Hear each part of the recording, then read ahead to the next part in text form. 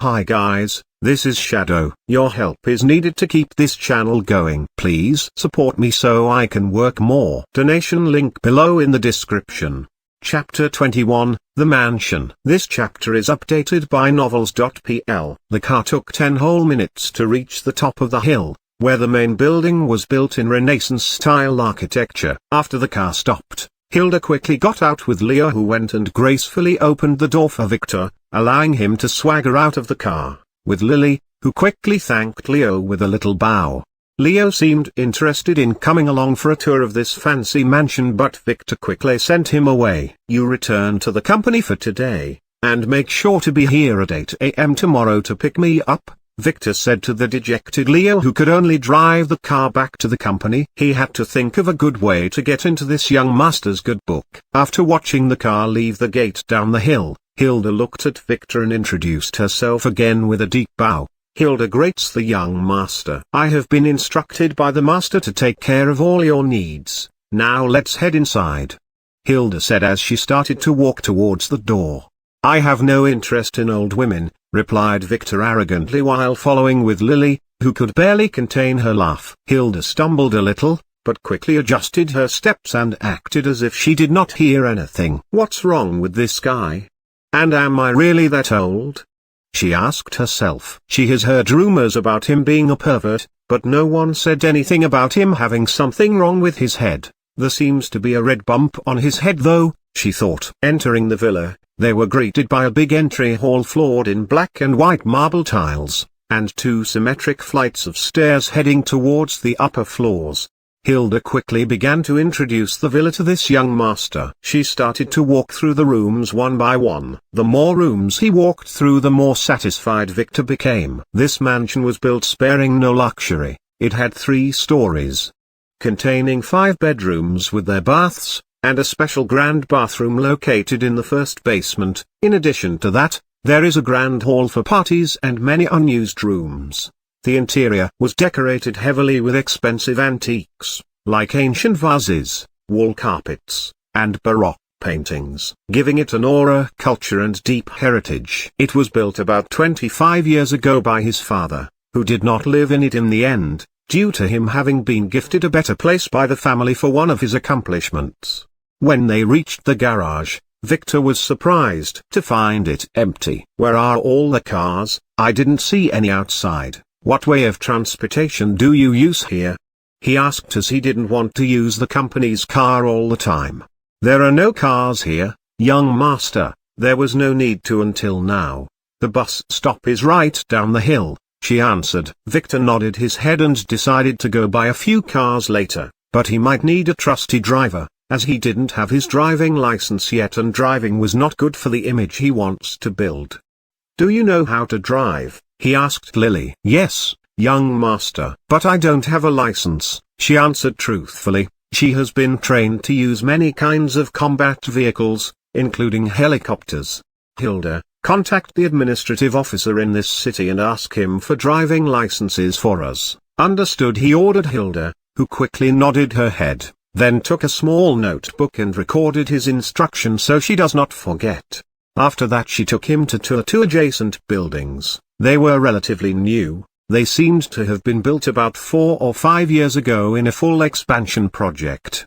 According to Hilda, the separate servants' resident building contains a dormitory and a dining room for the maids and some empty apartments for the employees. As for the gym and the indoor swimming pool, they were in a separate domed building. There was another unused 4-story building a little further from the other 3, but Victor was not interested in touring it, as according to Hilda it was completely empty. Hilda also informed him that each building has an additional 3 floors underground as per family regulations. The bottom basement was designed as a nuclear shelter. There is also an outdoor pool and a prepared martial arts training ground. As for the lush forests surrounding the villa, they are also a part of the mansion. In fact, this entire hill is one complete property. Victor was quite satisfied with this. It was perfectly suited for his plans, as he intends to build his future base here. He looked at Hilda, who seemed to have ended their tour. Who do you report to?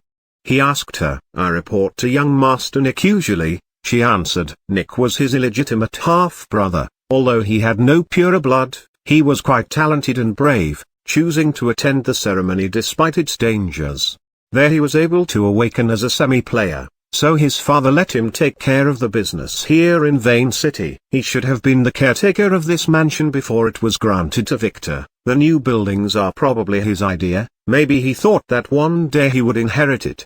In his past life, he did not meet this half-brother, as he died a few days before Victor got here. Victor didn't care back then, but later when he read the records he discovered that this guy was not a good thing. It was all thanks to his mysterious death when this mansion was burned that all the debt on him was discovered. The family didn't know who killed him, but they had a few suspects, and he knew one of them very well. I have to be careful, he warned himself. You will be reporting to me from now on. Where is that bastard Nick? Why don't I see him? Doesn't he want to come and welcome this young master? He asked arrogantly. He is out of contact since last week. Every month, young Master Nick has such times where we can't reach him, she answered. I see, he said, trying to remember what he read about Nick back then. Don't worry, young master. As soon as I can contact him I will inform him of your arrival, Hilda said. That's fine. Are you the only servant here? He asked her. No, not anymore. I used to be alone here, but now there are two others. But, she hesitated a little then continued, about 2 years ago 2 intruders broke into the mansion, but when I caught them, they turned out to be 2 twin sisters. Apparently, their parents were killed by some loan shark, and the said man wanted to take them and sell them to some brothel, so they escaped here. After I interrogated them, they told me their story, and the loan shark seemed to have followed them here, so I took the liberty to have him in too, for a round of interrogation, and their statements matched. She paused a little. I am sorry, young master, when I found out that these 2 were very talented, I could not bring myself to kill them according to the protocol, so after I did a background check on them using the family's network, I offered them a choice, either death or becoming slaves to the owner of the mansion and serving as maids here. They argued and tried to escape first, but after some convincing they agreed, as they had no money and no place to stay, but with one condition, that we allow them to finish school, so I took the liberty to accept their condition. I am very sorry. She bowed down to Victor, who looked at her with a piercing gaze. Bringing outsiders to the family without a family member's approval is not a small offense. Does my father or Nick know? He asked. The master has not called here for the last 5 years, not until yesterday when he informed me of your arrival. As for young Master Nick, I may have forgotten to tell him about them, she said with sweat beads falling through her white hair. How much do they know about the family? He asked as if he didn't care about her misdemeanor. I didn't tell them any secrets. They only know that this house master belongs to a very rich and powerful family who seems to have some weird hobbies. But don't worry, master, I have been training them well. They should know their place. How did you put the family's tattoo on them? He asked. This tattoo requires special artifacts to be branded. I took them to a certain establishment in the downtown. It is run by the family. The owner there owes me a favor, she answered. Oh, interesting. Where are they now? He asked as she just got him interested. I ordered them to prepare dinner for you. They should be waiting for us in the dining room by now, she replied. Fine, let's go see them then. What are we waiting for? He said. But Hilda did not move. After some struggle, she said in an anxious voice, it's just, young master, these 2 girls are really talented. I hope you don't be too hard on them. Maybe they would have a chance to awaken someday. They might be of great use to you, she said before turning around and start walking towards the dining room. Victor looked at her back, chuckled, then followed. Looks like she treats them like her own daughters, but can they be trusted? He thought. Chapter 22, The Twins. This chapter is updated by novels.pl. When Victor entered the dining hall, what awaited him is a table full of all kinds of delicacies, but that is not what grabbed his attention, but the 2 twin girls standing nervously next to the table. The twins were the same age as him, very beautiful with matching red hair and black eyes. They were dressed in black maid dresses. Mina, Mana, greet the young master, Hilda ordered the girls, who quickly bowed and saluted Victor. Hello, young master. We are pleased to meet you, they said in unison. Victor stood there in shock. It was not because of their beauty, but because he knew those 2. Oh, this is trouble. big trouble. He thought, now he gets it. It has something to do with them. It must be him. Victor quickly reassumed his persona of a perverted young master and began to inspect the girls with perverted eyes. Not bad, he said. A meal with beauties was worth the delay. He swaggered into the room, to the head of the table, where Lily quickly helped him pull a chair so he can sit down as a noble young master. Since this is my first meal in the house, I will allow all of you to sit and eat with me. I have some questions I want to ask, he said, watching Lily, who began to fill his dish. Hilda and the twins looked at each other, then following a nod from Hilda they sat at the table and joined the meal. He tried to use his appraisal on the twins but there was no response. They are not players yet. It seems he had to use his class's power. Troublesome, he thought, and began to eat. After an awkward 5 minutes of silence, Victor, who had just finished chewing a juicy piece of meat, looked at the twins. You two are very beautiful. Do you know that? He asked them, making them lower their heads in shame. He didn't wait for an answer to his rhetoric question but glanced at Hilda and questioned her. How did you manage to hide their existence from Nick? That guy should come here quite often, he asked as he inspected the twins. As far as he knows, Nick was the perverted type. If he saw the twins, he would not let go of such a prized catch. Hilda got Victor meant. I purposefully hid the girls or sent them out to school when young Master Nick came here to inspect the mansion, she said. She was very protective of them. Stop calling him young master, that bastard does not deserve it. I am the only young master here, understood? He berated. Yes, young master, said Hilda. While thinking about a way to appease him, Victor nodded his head, then looked at the twins. Hilda just said that the two of you go to school. What school? He asked, although already knowing the answer. Mina looked at her sister then answered, young master, we went to a normal middle school, but this year we enrolled at the special high school. Oh, I will also attend that school in 2 months. We will be classmates, he said with an evil smile, then glanced at Hilda. Getting 2 commoner servant girls into the special high school was not an easy task. There are quite a few commoners and non-player students in the school, but most of them either came from some official background or had very high talents. As for who she asked for the seats, he had no idea. Did you ask someone in the family for help to enroll them? He looked at Hilda and asked. Hilda shook her head. No, young master, I didn't need to, it was by their own efforts. They have attempted the school's exam by themselves and achieved full score, she answered proudly. Not bad, he thought as he nodded his head in approval. Suddenly, out of nowhere, a sound of a phone rang on the table. Mina quickly fumbled around her pockets and took her phone out, but before she could press reject, Victor's sound came and surprised her. Answer it, with the loudspeaker on, he ordered. Mina shook a little, but Hilda's angry voice woke her up quickly. What are you doing? Quickly do as young master ordered, she told her. Mina hastily set the phone on the table and activated the loudspeaker. Hello, Mina, it's me, Tom. The youthful voice came from the phone's speaker. Ah, hi Tom, I'm a little busy, is there something? She asked with a hidden smile on her face. Oh, I just wanted to invite you and your sister to my birthday party tomorrow night. Many of our class will be coming. Are you available? Mina didn't know how to answer. She really wanted to go.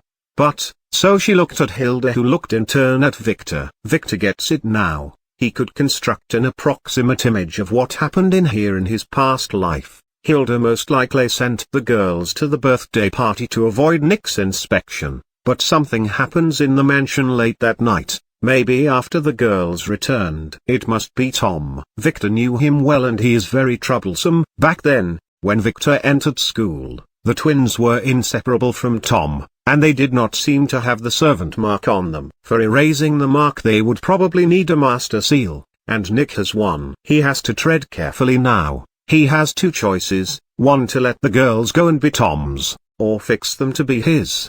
And if chose to fix them, can he do it?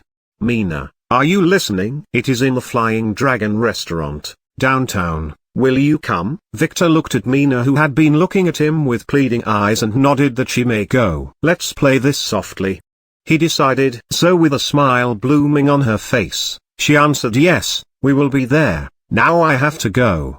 Take care. Then saying that, She hung up. But before she can thank the young master, he interrupted. "I will go with you tomorrow. I want to see the city," he said with a smirk. The twins' faces turned white. "I want to experience the world of commoners for once. So tomorrow we should shop for some gifts. We can't go empty-handed," he said arrogantly. With that, the twins' faces regained some color. At least he is not unreasonable. Victor soon finished his meal and stood up. "Now I am going to sleep, and you girls will accompany me tonight. Guide me to my room," he said. The girls were frightened. They have already seen this coming, but still, this is going too fast. Even Lily looked at Victor with strange eyes. Hilda sighed secretly, then stepped forward and signaled Victor to follow her, while the twins began to shake with an anxious look on their faces. Chapter 23, Hug Pillows. This chapter is updated by novels.pl. The master bedroom was huge, containing a double king-sized bed in addition to a big panoramic window looking onto the superb scenery of the forest below and the city in the distance. It also had a connected master bathroom. Victor nodded in approval, then ordered the hesitant Hilda to go get the girls ready. When Hilda left the room, he quickly looked at Lily and asked her to check the room for surveillance. So she quickly performed her task and reported that it was all clear. And just when he was about to tell her about her next assignment, there was a knock on the door. Hilda entered, followed by two red-haired shaking girls in black silk pajamas. They had unwilling faces and aggrieved eyes. Victor swallowed his saliva. Not bad, he thought. But just when he was about to talk to them, he was interrupted again, but this time it was Lily. "Young master, I want your permission to report to your esteemed mother that you have arrived safely at the mansion," she said while keeping her eyes on the ground, not daring to look at her young master. Victor turned his head and looked at her with a piercing glare. "Did my mother order you to spy on me?" he asked. "No, never, young master. She just asked me to regularly report on your health. She was really worried about you. I know what can and can't be said." Lily quickly tried to explain herself. Victor knew well what Lily and his mother meant, and his heart was full of warmth, but his mouth was not. "Okay, good then, go report to your heart's content." Then he turned to Hilda and yelled, "Hilda, find a nearby room for dear Lily so she can keep reporting all night." And with that, he pushed Lily and Hilda out of the room, locking the door behind them. Lily was shocked. Her young master's reaction was not what she expected, but while he was just driving her out, he whispered in her little ear, "Survey the entire mansion. I have things to do here." It seems this was all part of his plan. So she quickly asked Hilda to guide her to a suitable room and then followed her. She was not really comfortable with the young master being alone with two pretty twins, but she knew that he will not touch them tonight. Probably.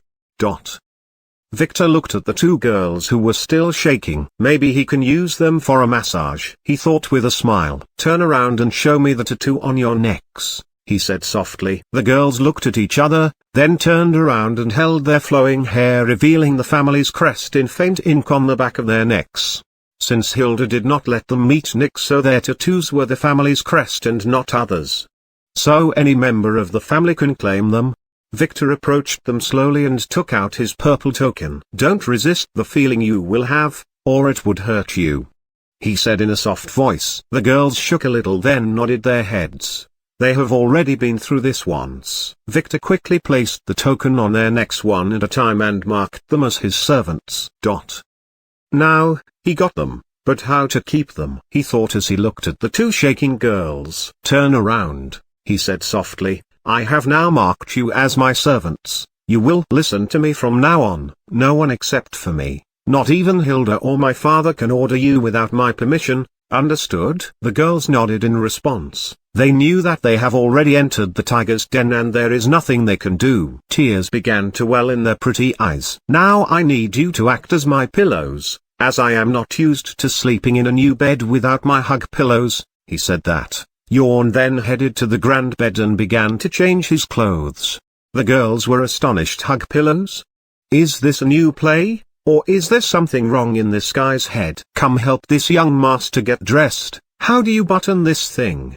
His voice came to wake them out of their astonishment, so they looked at Victor, who already changed his pants but seemed to be having trouble putting on the pajamas shirt. so they quickly went and helped him with a heavy blush on the face.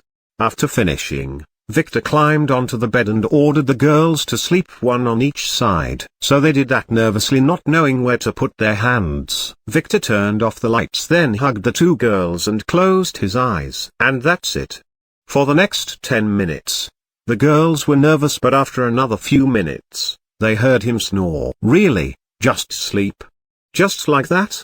They thought concurrently. They were surprised and a little relieved, looking at each other's eyes. Now they can only go to sleep too. They have already reached this stage. What is the worst that could happen? So they closed their eyes to sleep. Victor secretly operated his token and used the seal's function to force them into a deep sleep. What he has to do next no one should see. Victor snapped his eyes open, then sat down looking at the sleeping beauties by his sides.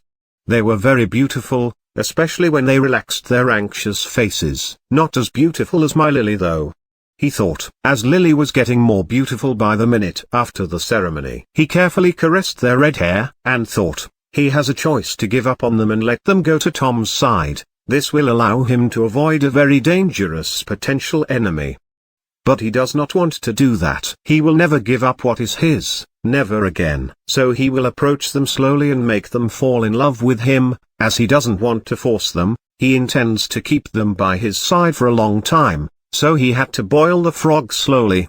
As for Tom, he has already fabricated a good plan. Looking out of the window at a towering mountain on the horizon, he had a crazy idea. He remembered an accident in his past life, something that had nothing to do with him back then. This time he will use it to his advantage. He will dig a deep hole and let Tom fall in it smiling. He would not know what hit him. But those plans will have to wait until tomorrow. Now he will initiate his class for the first time and activate his skill. He did not want to be disturbed, and if the girls were awake it would cost him a lot. His level was too low for such a thing, so he made them sleep. I hope it was worth it, he told himself. He steadied himself, took a deep breath, and initiated his class. Chapter 24, Fate Weaver. This chapter is updated by novels.pl. Welcome Fate Weaver. X rank class. Initiated. Skills edited. Now can acquire Fate rank with appraisal. The Fates fabric had already been weaved, but you have been granted the power to untangle ITS lines and rebuild your OWN destiny. Analyzing player fate. Fate.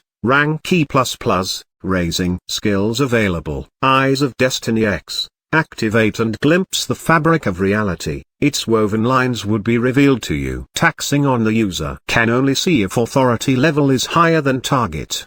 Tolerance grows with level. Cost, 1 order point per target. Cooldown time, 24 hours. Destiny Shield SSS. Bad things happen, sometimes for no reason, sometimes as a punishment. Protects you from destiny backlash. May incurs additional costs or temporarily status. Grows with level. Cooldown time, 30 days. Fate Tracker X. Designate a subject to follow its strongest destiny line or an already designated one. Can only see if authority level is higher than target. Cannot use other fate skills while activated. Cost, 1 order point. Cooldown time, 24 hours. Fate Instinct, passive, random, X. Sometimes you might get a glimpse at the things fate has hidden. Chance depends on luck.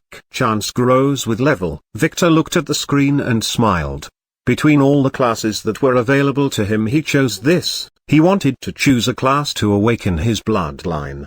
But when he saw it, he chose it immediately, as it was the only X-ranked class revealed to him. And because he knew some things that others didn't. In this world there exist very few X classes, and to get them one needs not just sufficient authority, but also luck and destiny. It is a ranking given to classes that have a direct impact on the world itself. Most of them are the last upgrade of a lower-leveled class, but not all. As far as he knows, only 5 were disclosed to the public. But in the Royal Library there were 10 recorded X-class players. He is sure he got this class because he changed his fate when he returned to the past. Just like how a soldier would usually get the choice for a warrior class. Fate and destiny are mysterious things. Victor only learned about it when he was trying to get the Black Book of Time. He had to work for a decade where the book was kept, at the Royal Library. He was just a small librarian back then, but it was a job that many wished they could acquire, and it was granted to him. by a friend, as a favor payment. There he could abuse his position to read many rare books, and some forbidden ones if he had a chance. He learned a lot about how this world worked, the rules, and the bugs that were discovered so far. But amongst the subjects that eluded the researchers was fate. It was intangible, but it was there, like how some people would find treasures that suit them perfectly, how a player would level up at the right time to save the day, or how some players will awaken on their own without an artifact. It is like the world had already decided for some things to happen. The luck status seems to affect fate, but only in a limited way. If someone is fated to be hit by a rock, luck would just affect its size. Fate was not unchangeable. In the rules of this world, free will is above all, and fate itself is ever changing. But there are usually set lines and trends. Changing those is hard, very hard. He who had fate turn on him many times in the past knows this well. Some people are fated for greatness while others are not. This class is mostly passive as it does not have any offensive skills in its first stages. But its existence by itself is the biggest offense. He was not bound by fate anymore, and he would be able to manipulate things to his advantage. He took a deep breath, then looking at the twins he activated his skill. Eyes of Destiny. Targets: human female, +1. Human female, +1. Cost: 2 order point consumed. Revealing. Victor's eyes turned white then black, as a yin-yang symbol slowly formed in them. Blood began to flow out of eyes and nose. But a confident smile slowly appeared on his face. He didn't care, because he saw it. The world became clear, like how when you look at a painting up close and be able to make out every brush stroke the painter did, every fiber in canvas was there in front of him. He looked at himself, but he was like a grey fog, many lines coming in and out of his body, but it felt intangible. This was the cost of having this class. He escaped the grasp of fate and his destiny became undefined, so he can't see himself.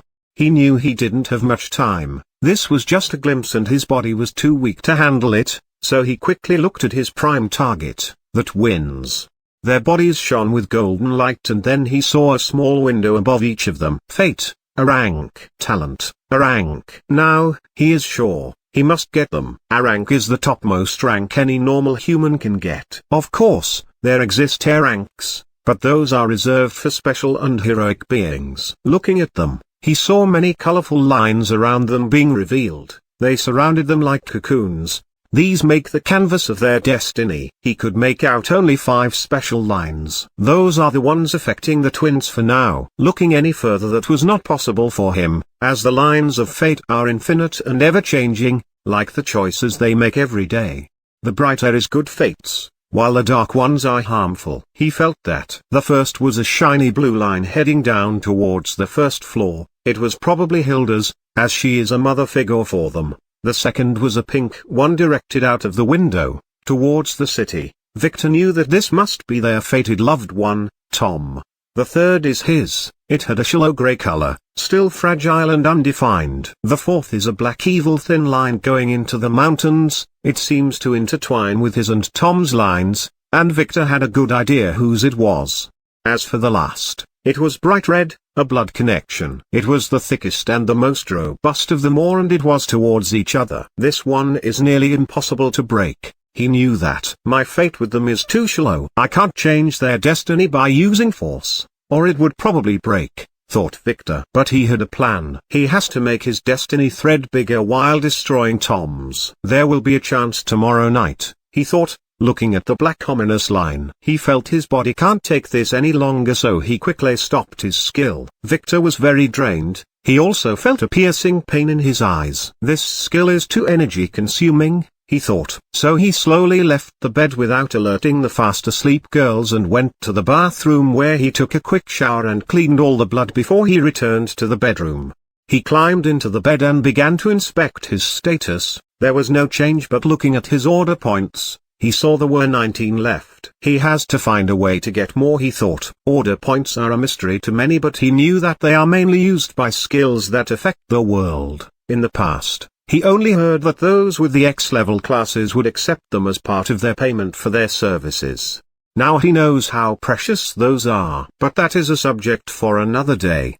He was now too tired, so he closed his eyes and fell into a deep sleep after hugging the two girls on his sides. Chapter 25, Morning Routine. This chapter is updated by novels.pl. When Victor woke up, it was 6:30 a.m. He was still hugging the two girls by his sides. They had already woken up but did not dare to move in fear of waking this young master up. They had blushed faces and aggrieved eyes. He nodded his head in satisfaction, then flashed them a warm smile.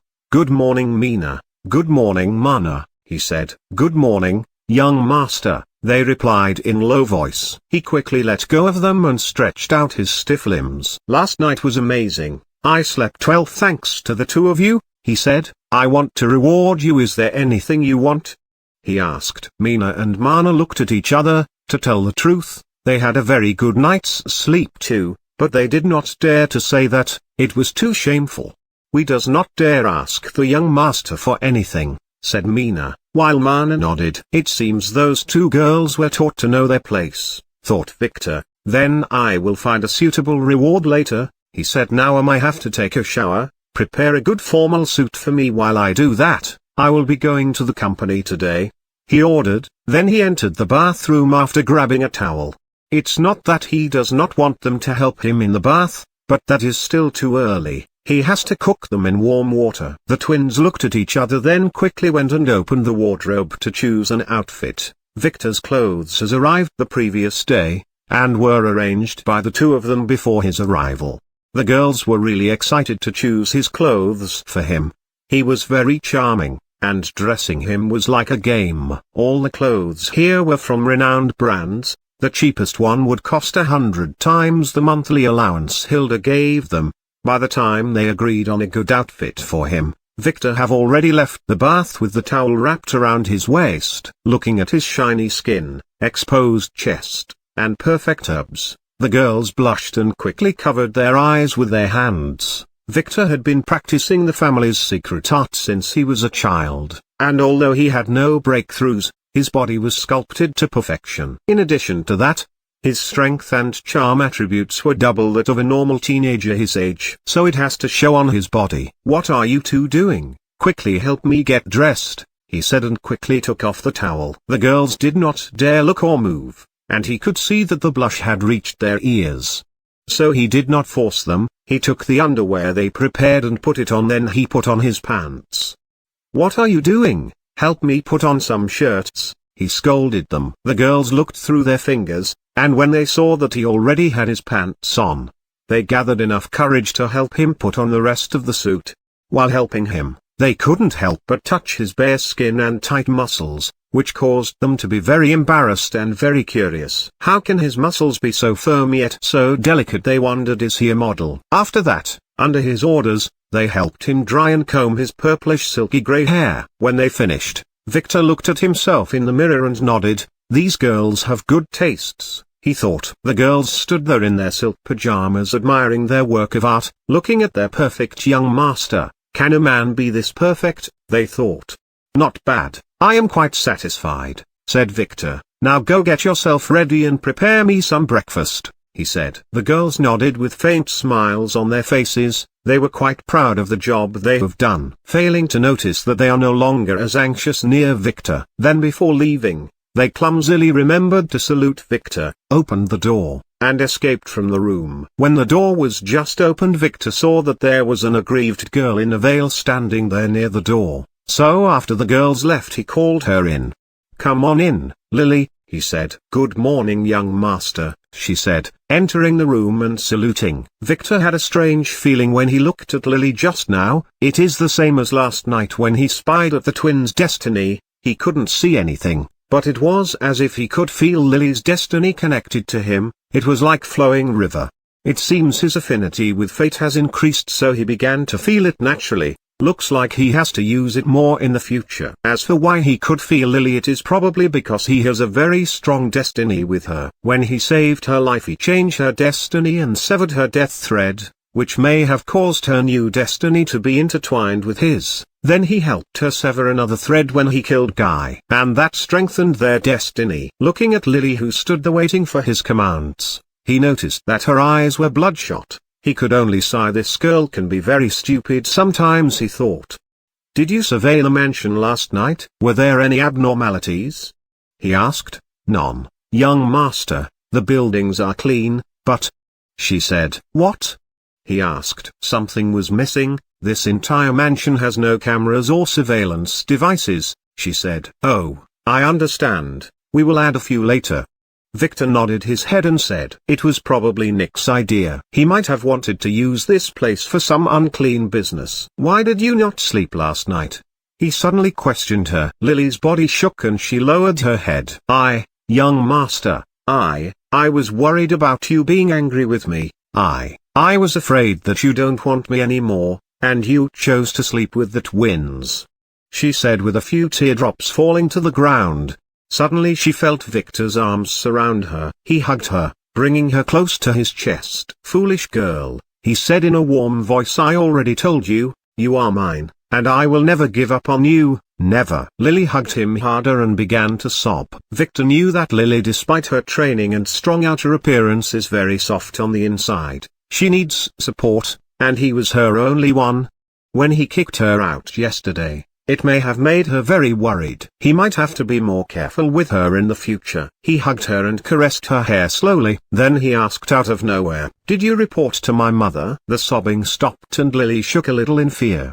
The answer came after 1 whole minute of silence. I did, she said, but he already guessed that since he allowed it last night. Young master, you gave me permission, she said with an aggrieved voice. I know. But what did you tell her? Just that master arrived safely and what?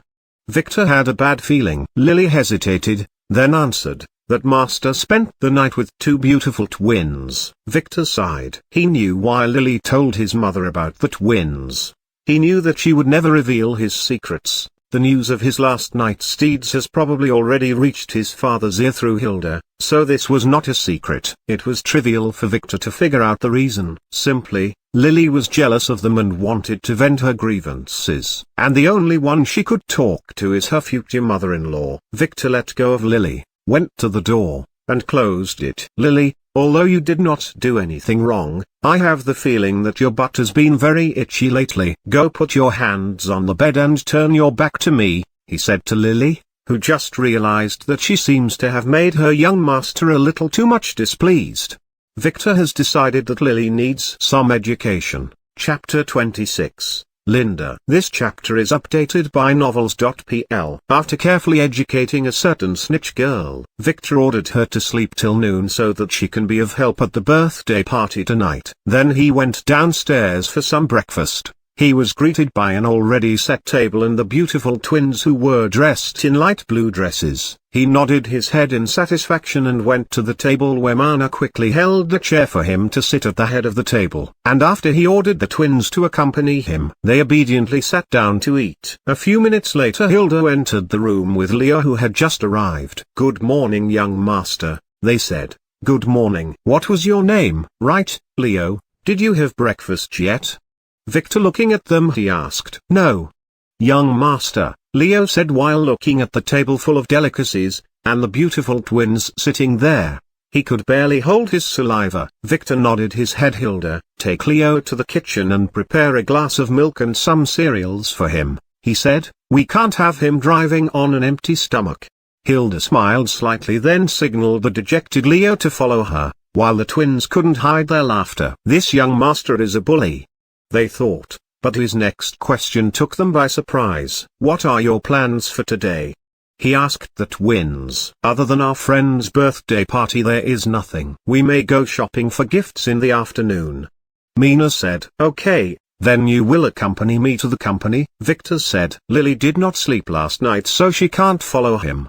And he needs to increase his bond with the girls. The girls looked at each other with some uneasiness. Yes, young master, they replied. Young master, may I inquire which company you mean?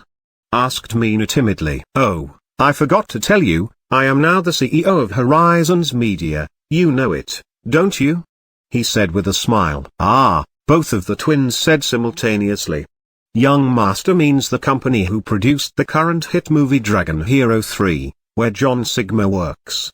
Yes, if you don't want to come with me, I can understand that.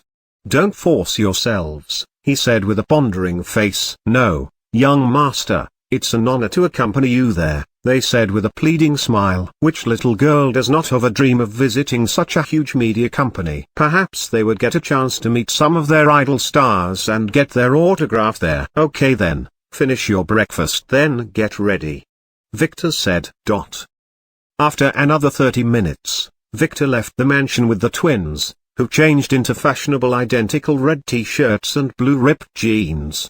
Leo was already sitting in the car, looking a little aggrieved. But when he saw the twins, he changed into a professional handsome driving mode. But they could see him secretly glancing at their legs every now and then. After Victor got seated with the twins by his sides, Leo started the car as he looked at the back seat with envious eyes. "I want to be like him too," he thought. Sitting in the moving car, Victor began to inspect the twins. He noticed something yesterday.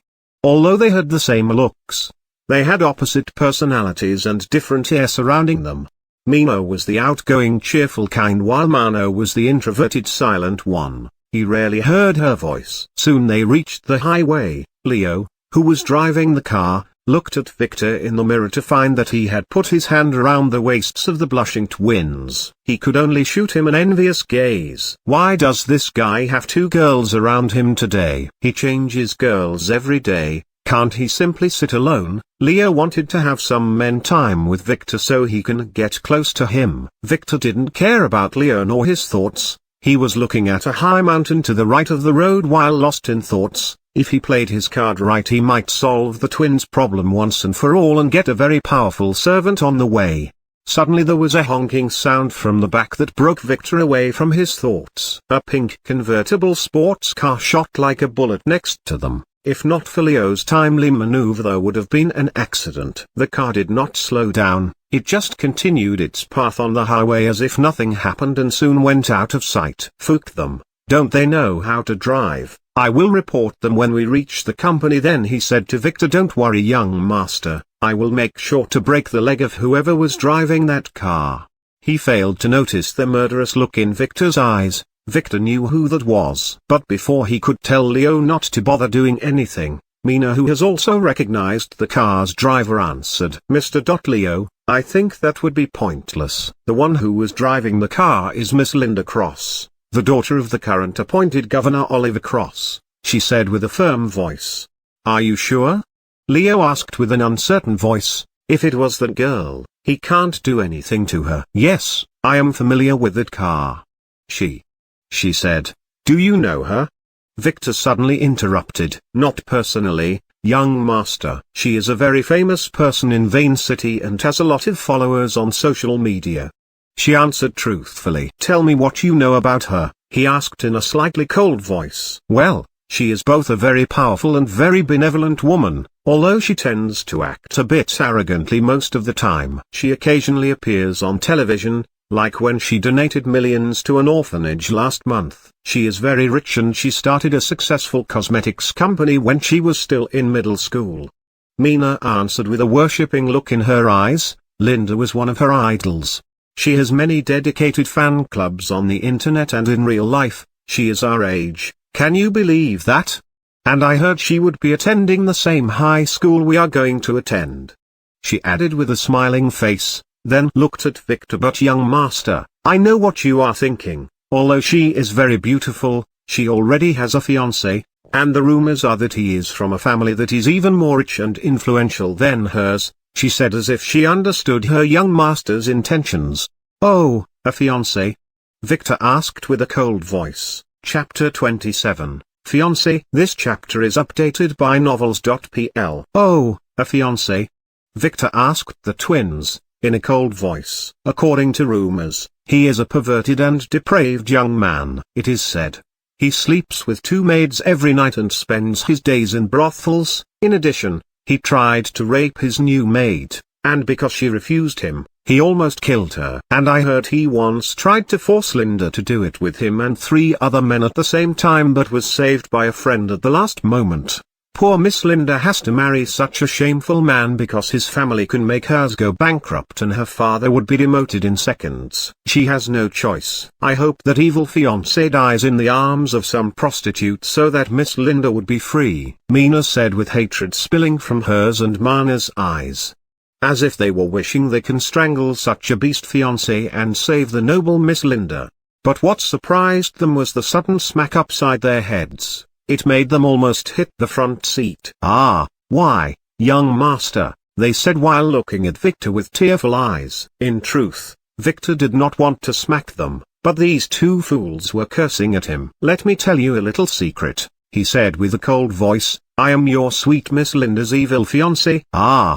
Both Mina and Mana screamed and quickly pulled back from Victor's sides as if they were avoiding the plague. "Calm down," he ordered them in a firm voice. "And you, focus on your driving," he yelled at Leo, who was so agitated he was about to lose control of the car. After about 2 minutes in silence, Victor began to speak after a long sigh. "You shouldn't trust rumors, most of them are not true. Although I don't have to tell you the truth, I feel that I should make things clear," he said. "But what I am going to say now will stay between us, understood?" The girls looked at each other and nodded. "You too," Victor said to the sweating Leo, who stretched his neck wanting to hear the conversation in the back. "Yes, sir," he said, while big drops of sweat were forming on his forehead. "Well, it is not really a secret, but you must know that my family forbids sexual relationships before becoming an adult. And my adulthood ceremony was the day before yesterday. So how can attempt to rape Linda,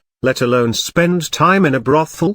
he said to the skepticizing girls. "As for the raping a maid rumor, that one has some truth to it. But she was the one who wanted to seduce me, and I was young back then. Luckily, my father caught us in time, or else I would have been kicked out of the family. As a punishment, he sent me to an all-boys boarding school. I could only sleep with 3 other stinky guys in a dormitory most of the year," he continued with an aggrieved voice while remembering his roommates. "I only met Linda 3 times anyway, and that was with our parents. As for the engagement, it was her mother, Amelia Cross, who begged my grandmother for help before, as she needed help due to some internal turmoil in her family, and she promised to be my family's ally in return. My grandmother asked her for a guarantee so that she would not burn the bridge after crossing, so that woman packaged her daughter and offered her to be a wife to any heir in my family, and my grandmother chose me as I was only older than Linda by a few months and we were suitable for each other. You have to understand something. The one who truly holds the power in her family is her mother. She belongs to a branch of a family as strong as mine. As for her father Jacob Cross, he is just a facade." "But young master, doesn't that mean she was a hostage?" Mana asked in a timid voice. "Yes and no. While in theory, she was like that, the truth is, women from noble families rarely have a say in their marriage and would be sometimes offered for some old men to be concubines, especially a beautiful girl from a branch family. So for her to marry me, and as an official wife, was a very good deal. According to my father, her mother was very pleased. At that time, the girls were a little shocked. They did hear of such practices. Arranged marriages between big families have been practiced in old times, and appeared frequently in novels and dramas. But they didn't know that they continued to these times." Victor looked at them, then continued. "It was all good until I was about 10 years old. Due to me being sickly, I didn't have a good standing in the family and soon fell out of favor. It was expected that I will not inherit anything, and be kicked out of the family sooner or later. Seemingly, Linda and her mother heard about that and began to have second thoughts about this engagement. After the incident with the maid, she took the opportunity and came to see my grandmother. Using the incident as the reason, she requested the change of the engagement target to another heir, but my grandmother firmly refused. Changing the engagement is not good for the family's image and would cause some internal conflicts as Amelia now holds an important position in her family. After that, the rumors defaming me began to circulate. So who do you think is spreading those rumors?" "Ah, young master, that, Miss Linda would never." The twins did not seem to know what to say. They didn't know if they could believe Victor. "I don't really care if you believe me or not, and Linda would never confirm any of these rumors. She dares not. But you two are my maid, and you are now siding with someone who you barely knew against your young master. You should be ashamed of yourselves," he said, and caused them to lower their heads in shame. "Well, not all the rumors are false, anyway," he said with an evil smile. "I did sleep with the two of you last night." Suddenly the car jerked. Poor Leo could not swallow that last piece of information. He lost his attention for one moment, and almost hit the car in the front. He quickly adjusted the car and made a sharp turn to the right while pressing the brakes, but they did not seem to work. In the next instant, the car turned over and began to roll at a high speed, crashing into the highway's traffic barriers. Chapter 28. Troublesome. This chapter is updated by novels.pl. For half a second there, Victor felt as if an ethereal black thread was strangling him. He knew something has caused his fate instinct skill to activate, but it was too late, as the car started to roll, but thanks to his heightened attributes he knew what he had to do. He quickly grabbed the twins, who were frozen in shock, and held them close to his chest. And the next moment when the car crashed, he used his legs to push himself to the opposite side and absorb the shock. Luckily, the car finally stopped, and although it has been heavily scrapped on the outside, aside from the broken and cracked windows, the interior was relatively intact. But Victor quickly noticed a wisp of smoke coming out from the front panel, so without thinking, he quickly tried to open the door, but it did not budge. He knew something was wrong. This was no mere accident, someone was targeting him. He took a deep breath and used his leg to kick the door with all of his strength, and it broke right away and was sent flying across the highway. He quickly left the car and moved away while holding the twin. Looking back, he could see that Leo has already squeezed himself out of the car through a broken window and ran to his side. He had blood all over his face and he held his hand to his chest in pain. But before he could say anything, boom! The car exploded and sent everyone flying into the air. Victor opened his eyes and looked at the blue sky above. Despite the ringing in his ears, he could hear the sound of an ambulance's siren getting near. He got up and sat down slowly while looking around him. He was sitting on the dirt on the side of the highway not too far from the burning vehicle. The twins and Leo were unconscious on the ground next to him. He could see that they were breathing, and other than the bloodied Leo, the others probably had only some light concussions. He looked at himself and could see that his clothes were ripped, and he had some cuts on his hands and forehead, but nothing serious. He would probably heal in the next 2 hours due to his inhuman strength and recovery. But what just happened took him by surprise. A luxury car like this would not fail just like that, and would definitely not explode due to such a minor accident. He felt at the moment of the crash that malicious fate line trying to strangle him. It was intentional. He must question Leo to make sure, but he was pretty sure someone tampered with this car, and he had a good idea who that person might be. A few minutes later, a police car, a firefighter truck, and an ambulance were parked next to the wreckage of the car. A young policewoman, who had a heroic look, blonde hair, and a very tight uniform, approached Victor with the paramedics and stood there watching while her partner, a fat middle-aged cop, went to check on the exploded car, which was now covered with white foam. Victor was terrified for the first time since his return when he saw her. He knew this young woman, her name was Lee Smith, and she was a major pain in the ass. She was a very good, dedicated, and commendable police officer, but she tends to get her nose into many things with absolutely no regard to the consequences. She got her police station into many troubles before, but she had a very powerful background, and no one dared to do anything to her. In the end, they decided to put her in the traffic police, where she would not be able to create much trouble. But he reassured himself, as he did nothing wrong this time. She has nothing against him. But he didn't want to stay with her for long, as she was like a dog, and could smell trouble a mile away. The paramedics checked on him and found that he didn't suffer anything serious, so they asked him to go for some checks in the hospital later, and the same for the twins, who regained consciousness pretty quickly. Apart from some light bruises, they were fine. Although their clothes got a little dirty, it added to their ripped jeans style. They looked at Victor with a grateful gaze. If he did not grab them and pull them out of the car at the right time, they would have been dead or seriously injured at the very least. As for poor Leo, apparently, he suffered some broken ribs and a serious concussion and was still unconscious. so the paramedics had to take him to the hospital. While watching the ambulance take Leo and leave, Victor heard a voice from the back. "Are you the owner of this car?" "Name, occupation?" Lee asked him coldly. After seeing that, he began to look at her with a perverted look. He seems fine after having such an accident, she wondered. "No, this is my company's car. My name is Victor White, a student and a CEO," he said with a proud voice. "White, you look similar to him. Do you know a Nick White?" she asked as her voice got a lot colder. What did that guy do to her? Victor wondered. Yes, he is my stepbrother, but I never met him before," he said. "Do you know that your brother is a suspect in a human trafficking case?" she asked him while examining his expression, looking for a sign of him lying.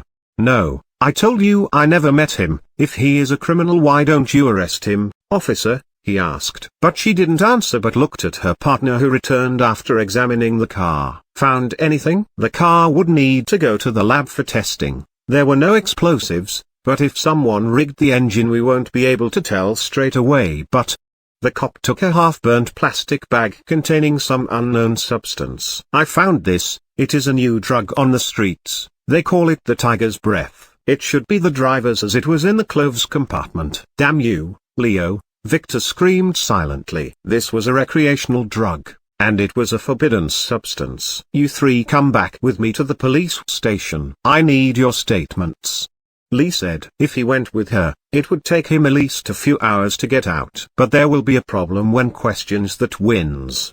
The twins will not reveal any secrets, but they are still too young and inexperienced. And this woman was very nosy. She had something against young masters like him, and she would sniff the scent of any misdemeanor a mile away. He is sure she would find an excuse to keep him locked up for at least a few days. He could already see that from the glares she was shooting at him. So he has to find a way out. "Yes, officer, can we come by to the station later? This is just a normal accident, and I am feeling very hurt, and I need to go lie down at home," he said, not wanting to get the police involved. "No, there are drugs involved, so I would need your statements." She shot him a gaze, then looked at the twins behind him. Her instinct was telling her that this young master was not a good one. "I assure you, officer, there is no need to. You would never find my fingerprints over those, and it was not my car, to begin with. This is only the second time I have ever been in it. I have an important meeting that I need to attend, and I didn't commit any crime. You can't just take me," he pleaded. Then he looked at her partner. "Sir, can you help us here?" He looked at Lee. "He has a point, and we have his address. No need to make things complicated," he said, as he could guess that Victor was an influential figure and he didn't want to make unnecessary trouble. "But he is the brother of Nick White. He might know about," she whispered. "And you are no longer on that case. Didn't you cause enough trouble?" he pleaded to her. She didn't understand how dangerous this White family was, but he did. "If you don't back down and let me take him in, I will call my dad and make him fire you," she threatened. So the cop could only flash Victor an apologizing look and back down. "Now, you have to come with me. I am suspecting that you might have something with drug trafficking. If you don't come voluntarily, I would arrest you." She turned to Victor and threatened unreasonably, while watching the reaction of the twins behind him. Victor knew that no matter what he said, this crazy chick will take him with her. So he did what every responsible young master does. "Then, I will have to inform the company that I will be late. I can't have them wait for me," he said in a firm voice, making her nod her head as he sounded convincing. He quickly took his gilded phone, which had a cracked screen but was still functional, and called a number that was given to him by George the previous day. Lee turned her head as if she didn't care, but Victor knew that she was listening very closely to what he would say.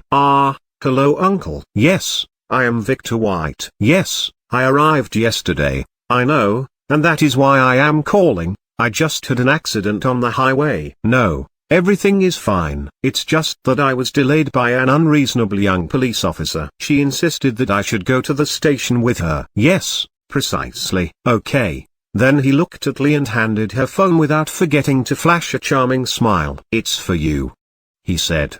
But Lee did not take the phone but kicked it using her slender legs right out of Victor's hand into the ground. "I don't care who you called, and no matter who they are, or what they said. You must come with me to the station. Now get moving," she said unreasonably. He looked at her and smiled. This idiot will get herself killed someday, he thought. "Fine, I am all yours, Miss Police Officer." "But don't regret it," he noted. "I will not, but you will." "How dare you threaten a police officer?" she snapped at him. She picked up his phone from the ground and put it in an evidence bag, then ordered him to follow her to her car, where she asked him to get into the back with the twins, then changed her mind and asked her partner to sit in the back while Victor would sit in front, beside her.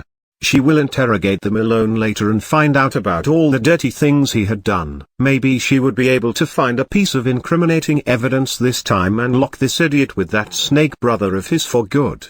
But just as they were about to get into the car, Lee's phone rang. Chapter 29, A Phone Call. This chapter is updated by novels.pl. Harold Smith was busy reading an important document when his private phone's ringing sound startled him. Looking at it, he saw that it was an unknown number. But still, he chose to answer. In his line of work, he can't afford to miss an important call. "Hello," he said. "Hello, Uncle." A confident young man answered from the other side. "May I know who is it?" he asked. "Yes, I am Victor White." "Ah, young Master Victor, your father has already informed me that you would be living in Vane City. Are you here already?" he said politely while remembering Master Theodore's stern order to take care of his son who will be living in Vane City. As the city's police chief, he knew some secrets, held a responsibility toward the safety of the family's heirs under his jurisdiction. "Yes, I arrived yesterday." "That's good. If I can help you, young master, with anything, I am always ready." "I know, and that is why I am calling. I just had an accident on the highway." "Ah, are you all right?"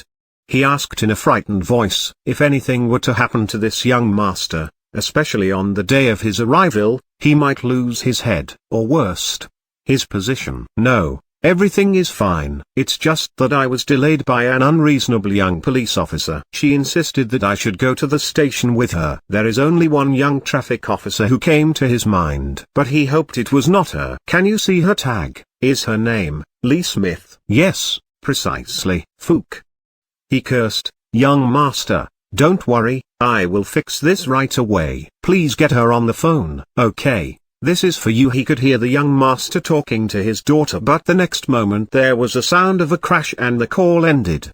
Fook. He could guess what had just happened. This daughter of his is getting more unreasonable as she grew up. So he quickly fumbled with his phone to make a call, but due to the shaking of his hand, it took him 2 full minutes to dial his daughter's phone number. She answered after a few beeps, and her sweet voice calmed him a little bit. Maybe he can salvage the situation, he thought. "Hi Daddy, is there anything? I am busy arresting a filthy criminal down here and I will call you when I finish," she said, intending to hang up. "Is his name Victor White?" he asked. "Ah, yes. He didn't do anything illegal, right? Let him go right now. That's an order. He can't be soft with this girl anymore, or she would be the end of him." "No, he didn't." "But Daddy, he is very suspicious. I am sure he has some nasty secrets," she said in a soft voice. "Look, if you don't let him go right now, I will fire you from the police for disobeying orders." He didn't want to yell at her, but some things must be done. He can't simply tell her how horrible this guy's family is. She would probably naively attempt to arrest them and end up dead with the rest of the police squad in the process. "Okay, fine," she said. He could hear the aggrieved voice of his daughter and that made his heart bleed. But before he could say anything she hung up the phone, and he knew she was very angry with him. But he was sure she would do the right thing, probably. Chapter 30, Another Cliché Situation. This chapter is updated by novels.pl. Lee hung up the phone and looked at Victor with murderous eyes. "You may go, but I will be keeping an eye on you," she said with a cold voice. "Your connections can save you today, but can they when I catch you red-handed?" she thought naively. Then she got into the car with her partner and drove away while making sure that enough dirt was blown into Victor's face and clothes. "Fuck you." Victor could not take it anymore and cursed at the back of her speeding car. It seems he has to take care of that chick sooner or later. Now he needs to get a ride. Where was his phone? He looked around. "Young master, it seemed that cop took it." said Mano as she was observing what just happened. "Fuck her," he screamed. "When he gets his hands on Lee, he will make sure to take revenge for his phone." She was probably planning to extract some information from it, but she would defiantly fail. Family devices are not something amateurs could manipulate, and he needed a new phone anyway. He looked at the man. "Give me your phone," he said as he needed to call Hilda or the company to fetch him a ride. "Sorry, young master. Our phones were still in our purses in the car when it blew up," they said with an aggrieved voice. Victor and the twins were in trouble now, as they had no phone and no money, so they could only walk. "I should have forced Lee to give me a ride," he thought. Looking around him at the road signs, he found out that he was not too far away from the company, so signaled the girls to follow him and began to walk towards it. He lived in this city long enough to navigate it blindly. It took them about half an hour of walking under the hot sun to reach the towering building of Horizons Media. Victor was okay, but the girls were very tired. But just as they were going in, they were stopped by the two guards at the entrance. "Only employees and people who have business inside allowed in," one guard with a big belly said while looking at Victor, who looked like a beggar with his tattered suit and dirty face. "And we are not accepting models right now. The audition was over yesterday," he continued toward the twins, as they stood behind Victor. Victor was not in a good mood to argue with the guard, but he did not want to create unnecessary trouble. "My name is Victor White, and I have an appointment with Miss Carla Rice, and I look this way because I just had a car accident on the way here," Victor clarified. He didn't say anything about being the CEO as he was too young and would make them laugh. The guard did not budge. "You have an appointment with the vice president? You must be kidding. How can an esteemed person like Miss Carla see a beggar like you?" "Mouse." The guard dismissed him again. "Confirm it with the front desk, it would only take a second," Victor said angrily. "I said, get out of here or I would call the police." The guards replied in a cold voice. Victor frowned. This guard is too unreasonable. Was it someone instructing him? He thought. Victor did not waste any more breath on the guards. So he just did the thing no one expected him to do. He slapped both of the guards before they could react and made them crash into the glass door behind them, and could hear the twins gasp behind him. He did not hold his hand, and those guards will have to eat through a pipe for the rest of their lives. He needed to kill some chickens to scare the monkeys. If he didn't make some trouble, some idiots will look down at him. So he strode confidently into the company's lobby with the twins, who looked at each other then followed him. In the lobby, the receptionist, who was stunned by the ruckus on the door, quickly grabbed the phone intending to call the police, but Victor's strong hand suddenly pressed hers and stopped her from making the call. Looking at him, the receptionist was surprised because she had just seen him at the door. When did he arrive next to her? "Back down, or I will call the police. Do you know that you are committing a crime by trespassing on company property and making trouble here?" she threatened. "I will not say this twice," he said with a cold voice. "Call Carla, your vice president, and tell her Victor White has arrived and is waiting for her in the lobby." "I already have an appointment with her," he said while taking his hand off the receptionist's arm. She looked at him with suspicious eyes, hesitating whether to call the police or just inform the vice president. But in the end, she decided to consult the vice president first to confirm what he said, as she has already seen that a few security guards were making their way to the lobby. So she raised the phone under Victor's cold gaze and made a call to the VP's office and told the secretary what just happened. Then she nodded her head and hung up.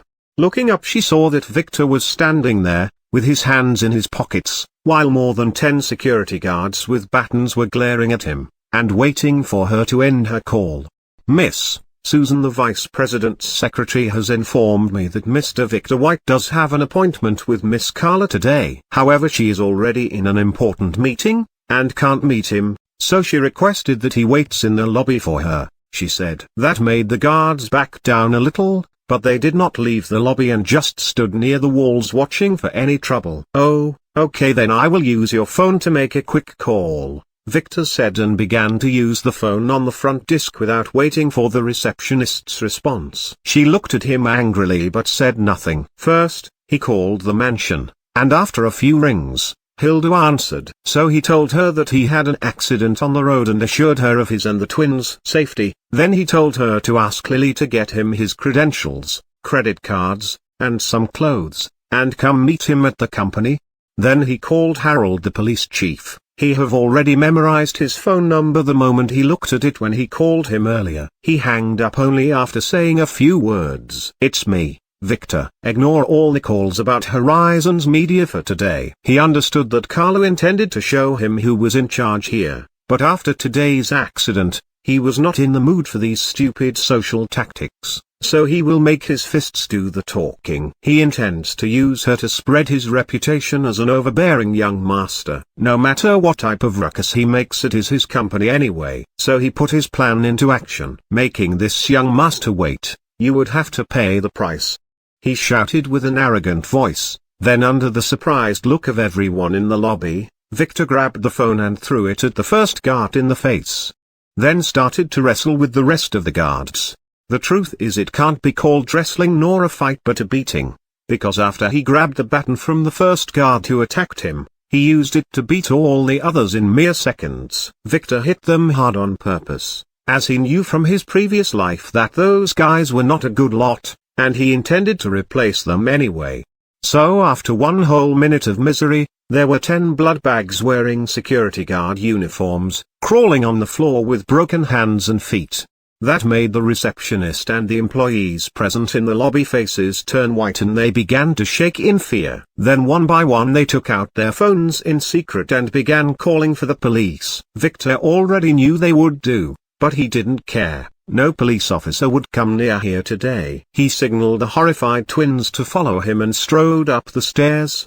He knew the layout of this building like the back of his hand. If that bitch did not come downstairs to meet me, then I will go up to her and kick her and make her know her place. When the receptionist saw him going upstairs, she wanted to quickly inform the vice president and the security manager about what had happened and warn them about Victor. But she discovered that her entire desk was already smashed up by Victor. Chapter 31. Not on the face. This chapter is updated by novels.pl. All along the company's corridors, many employees and guests were wondering about the identity of this young man dressed in rags. He seemed to blow any security guard who stood in his way to the ground. Are they shooting a new movie? They thought. The twins who followed him were very embarrassed, especially since some of the people on those corridors were known idols whom they admire. But they did not have the face to ask them for their autographs in this situation. There was also another thought in the twins' minds. The young master is not that muscular. We have already seen his body. They thought with blushed faces, how can he be this strong? Is it an act, or are all of those guards here rubbish? It didn't take a long time for them to reach the VP's office, where a hot secretary in fashionable glasses stopped Victor with a stern look. Who do you think you are? How dare you trespass on the vice president's office? I will call your manager to fire you right away. How could you dress like that? This is a reputable company. She yelled one idiotic sentence after another, seeing him entering and heading towards the VP's room with no regard to her. So he stopped, turned toward her, and greeted her face with a heavy slap. It sent her crashing with her shattered glasses onto the floor. He knew this one too. Her name was Susan, a vain woman who was one of his girlfriends in his previous life. She swore that he was the love of her life. But after he was kicked out of the family, and ended up poor, she left him the next day and hooked up with another guy, whom she seemed to have been keeping as a spare here. After that, she made sure to taunt him and humiliate him every time she saw him. This slap is something he didn't have the chance to do in his previous life. Then, under the shocked eyes of the twins, he turned around and kicked the VP's room door open, and walked right in. We must never anger the young master. He is too overbearing, they thought. It was a grand room with huge glass windows and a big meeting table in the center. Here the company's top executives and managers were having a meeting headed by a beautiful blonde woman who seemed to be in her 30s. Carla Rice, the vice president of Horizons Media, was a legendary figure. She had both the brains and the beauty. And thanks to her brilliant business strategies, she took the company from the brink of bankruptcy to become a prominent actor in the movies and entertainment scene. That was the official story anyway. She was also one of the many concubines of Victor's father, Theodor von Wise. And Victor knew better than anyone that she was just another foolish money-loving snake. Victor did not speak at all. Instead, he walked straight to Carla's seat and began slapping her on the face under the shocked gazes of the surrounding managers. A few of them quickly reacted and tried to catch him, but they ended up on the floor with broken noses, so no one dared intervene after that. But they could only order repeatedly for him to stop. How dare why? Stop, you can't. As for Carla, she began to threaten him first, but in the end, he could only hear her saying one thing. Please, no. Not on the face. So he stopped and looked at his masterpiece. Her cheeks were bloated like watermelons, and her lips were puffed like balloons. Even her mother would not recognize her after such remodeling. And this was the result of him keeping his hand. If not, she would be picking up her teeth from the floor. Slapping her to this degree can be accepted as a punishment, but acting any more than that his father would blame him. He threw her to the floor and sat on her chair facing the horrified executives who wanted to say something but dared not. He could see some of them were using their phones and calling for help under the table and repeatedly looking at the door, expecting the police to burst in at any moment.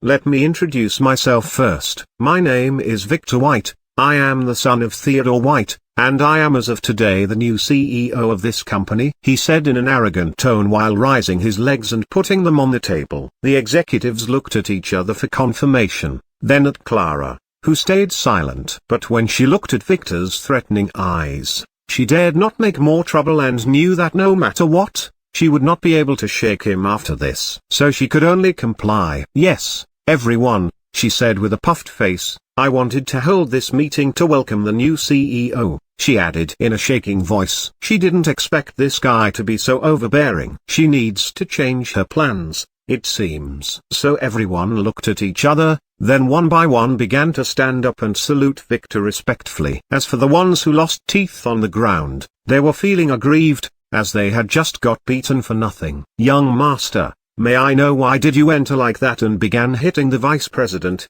Asked one senior manager. That's a question for her. Victor looked at Carla and asked, do you know why? Answer, he ordered. Carla hesitated a little, wondering how to phrase it. It is my fault for not perfectly explaining your arrival to the employees and that made them act disrespectfully toward the young master, she said at last. Don't worry, young master, they will all be punished. I didn't punish you for that, said Victor, while shaking his head. I punished you because you did not come to pick me up yesterday from the airport. You made young master lose his face in front of his maid. This made Carla open her mouth in astonishment, not knowing what to say. Is this young master really that unreasonable, or is he an idiot? Maybe there was no need for her to act at all. He would probably ruin his own image by himself sooner or later. Then Victor turned to the astonished managers. Now, about the farce in the company entrance. That will be your next job assignment. Before I leave the company today, I need you all to figure out who did it and then punish whoever participated. Now go do your jobs.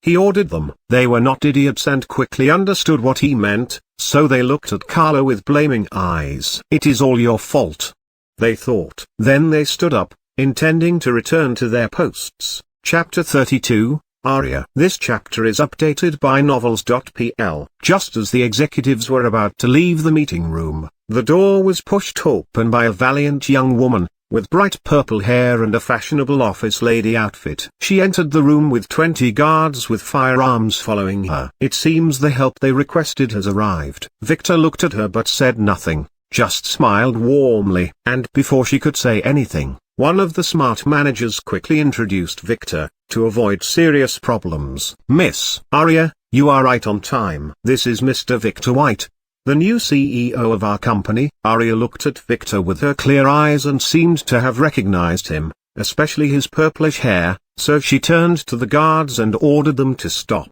But they didn't listen to her but looked to the back where a burly man entered behind them and looked at the situation, then ran straight to Carla and checked her situation. Then he looked at Victor and ordered, take him down. Stop, Carla interrupted him. You can't touch him. We will talk later. Now help me go to the infirmary. she said to him in a soft voice. He nodded his head and gestured the guards to be dismissed, then helped Carla walk out. Arya also ran to them and tried to help, but Carla seemed to dislike her because as soon as she stood up, she quickly pushed her away. Then she quickly staggered out of the room with that man. Victor looked at that guy with murderous eyes. His name was Jacob Rice, the head of security in the company and Carla's brother. He was also the culprit behind today's accident. Back then Jacob once executed this same operation successfully against an opposing company chairman, and Victor was responsible for covering him back then. So the moment he had an accident today, he knew who was behind it. Victor knew him very well. He was a snake who would not stop at anything in order to fulfill his desires. He was probably afraid that Victor's taking over the company would reveal how much money he embezzled with his sister. So he tried to get rid of him. But Jacob didn't understand anything about the family and didn't know that if something bad were to happen to Victor, his head would be chopped without a trial. Victor will not let him go. The reason he didn't want the police involved was that he plans to get rid of Jacob by himself. Soon the rest of the employees left the room one by one, leaving the twins who were standing next to a wall, while holding each other's hands. They were probably wishing they weren't there. The good image they just built about their young master seems to be crumbling, and Arya, who kept standing there, waiting for the last executive to close the door on his way out. Arya White has seen the young master, Arya said as she bowed to Victor per family protocol. Aren't you going to call me brother? He asked warmly. Don't joke with me, young master. This one knows her place, she answered coldly. Arya White was his stepsister and Carla's daughter. Although she had purple hair, she did not have the family's bloodline, so she was not considered a legitimate daughter. This meant she could only address the heirs by their titles, as she was not considered a part of the family. Victor looked at her beautiful face and remembered how many times she aided him in his previous life. She was one of the few people who he truly trusts and admires. Young master, don't you think you went a little too rough on my mother? She blamed him politely. Don't play this game with me. If I had to punish her for her disrespect, according to the family's rules, she would lose an arm at least. You know that well, he said. Arya knew that this was the truth. And indeed Victor went easy on her mother. And although Carla didn't treat her well, she was her mother after all, so she looked angrily at Victor. Victor was amused, so continued to stare at her face, and that made her soon a little bit nervous. She have heard certain rumors about this young brother, so she decided to end this pointless confrontation. Young master, why don't you let me lead you to your office? She asked, intending to divert his attention. Victor nodded his head and gestured for her to lead the way. And so she did. And after following her with the twins to the upper floor, she led him into a spacious office. It had a huge window overlooking Vane City and was furnished with a luxurious desk and leather chairs and couches, in addition to many famous paintings on the walls. Young master, this was esteemed father's room, but now you are the CEO, so it would naturally be yours. It has already been thoroughly cleaned yesterday, she said as she showed him the room. Good. I don't want to know or see any shreds of evidence of father's hobbies here, he said, and that caused Arya to blush as she knew precisely what he was talking about. Don't worry, everything here is new, young master, she said while intending to leave. But his next words took her by surprise. You work here as your mother's second secretary, right? From now on, you will be my secretary, he said. No, young master, I can't, that's impossible. If you force me I would rather quit. She firmly refused, as she didn't want to be left alone with him in the same room. If the twins were not here, she would have already fled. She have heard about him, her brother was a beast, she thought. And with no other words, she turned around and walked towards the door intending to flee. Don't think I don't know what you are thinking about. But let me warn you, if you don't come work for me, I would expose to father that the one behind all the company's new plans and its recent revival, was you and not your idiot mother, he said. If he knew that, he may fire your mother right away, and maybe even punish her for scamming him. You know how much father hates to be lied to, he added. Arya stopped. How did he know that? She questioned herself. But she didn't know the answer. But it was the truth. Her mother's management made the company near bankruptcy, so she, who was a business school student, offered to help her mother fix the situation. and out of desperation, Carla agreed. To everyone's surprise, the company became like a phoenix rising from the ash. Carla, who was the VP, and the actual manager of the company, took all the credit for herself and posed as a business genius, while her daughter Aria chose to remain silent and support her mother. Victor knew what Aria was thinking, and he also knew that she was a very sentimental girl. Although her mother treated her harshly, she still loved her and did everything in her power to help her. He looked at her back and continued, "I will not be here in the company most of the time, and I have no interest in management. So if you are my secretary, I would leave all these troublesome things to you, and you only have to consult me about company plans once in a while." This made Aria choose to compromise, as she would not be spending much time with him, and it would be the end of her mother if he exposed her. "Okay, I agree, but you have to promise me to leave my mother alone and that you would never lay your hands on me." She turned around to face him again and said nervously. She had to make things clear. "Okay, I agree, for the first condition, but tell Carla to not cross my line. As for your second condition, as long as you don't want me to, I will never touch you. I swear on my honor as a young master," he said with an evil smile that sent shivers down hers and the twins' spines. "As if I would ever want that," she thought with disgust. "Now, does the young master need anything else?" she asked him. "A few things," he said. "First, inform the reception that my assistant will arrive here later, so lead her straight to my office. And second, let someone prepare some cold drinks for me and my maids. We just had a long walk in the sun," he said as he stretched his limbs on his chair. "Understood. What is your third order?" Aria asked, then shot the twins an inspecting glance. She was wondering what was their relationship with this perverted brother of her. "You might not know, but I just had an accident on the way here, and I have reasons to believe that someone may have tampered with the car I was taking. You can ask the driver Leo about that. He should be recovering in some hospital. Send him some flowers and a fruits basket in my name. What I need you to do is to investigate who did it," he said to Aria, who shivered a little. She knew exactly who would do such a stupid thing. And get me a list of those guards who disobeyed you earlier, then fire them all, no matter who is behind them. This is an executive order. He said he intends to have them crippled later. Those guys were not a good bunch. He knew that from first-hand experience. "Understood, I will see to it immediately." Aria nodded, before quickly leaving the room as if she was fleeing. She was going to arrange for that stupid uncle of hers to leave the country to protect him. But would he do that? Victor knows that he wouldn't. He just wanted to scare him out of his hole and kill him when he gets a chance. Chapter 33, Only One. This chapter is updated by novels.pl. After Aria left the office in a hurry, Victor relaxed on his comfortable leather chair, then looked at the twins who were standing awkwardly near the door. "Come, find a seat and relax," he told them. "Sorry about scaring you earlier, but I had to act like that or someone would try something like the car incident again." The twins, who sat down onto the same couch, nodded their heads in acknowledgement. After a few minutes of awkward silence, Mana asked Victor timidly, "Young master, why do you believe that someone tampered with the car?" "An expensive car like that would have multiple safety systems. Even if it were hit by truck it would never explode." "And didn't you notice how the doors seemed stuck?" "How can that be?" "Why not tell the police?"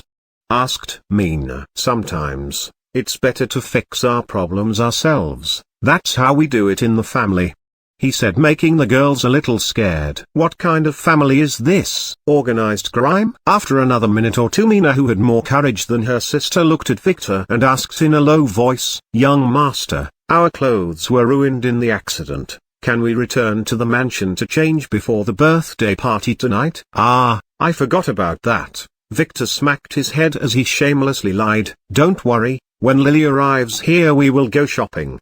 Didn't you want to get a few gifts for your friend? I also need to get a new phone anyway, so I would buy you anything you like," he said with a big smile.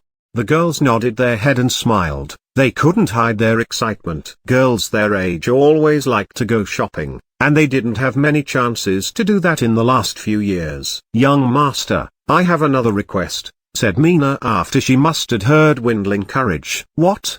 asked Victor with a smile. as he already knew what she was going to ask about. "In the party tonight, can you hide from our friends the fact that we are your mates?"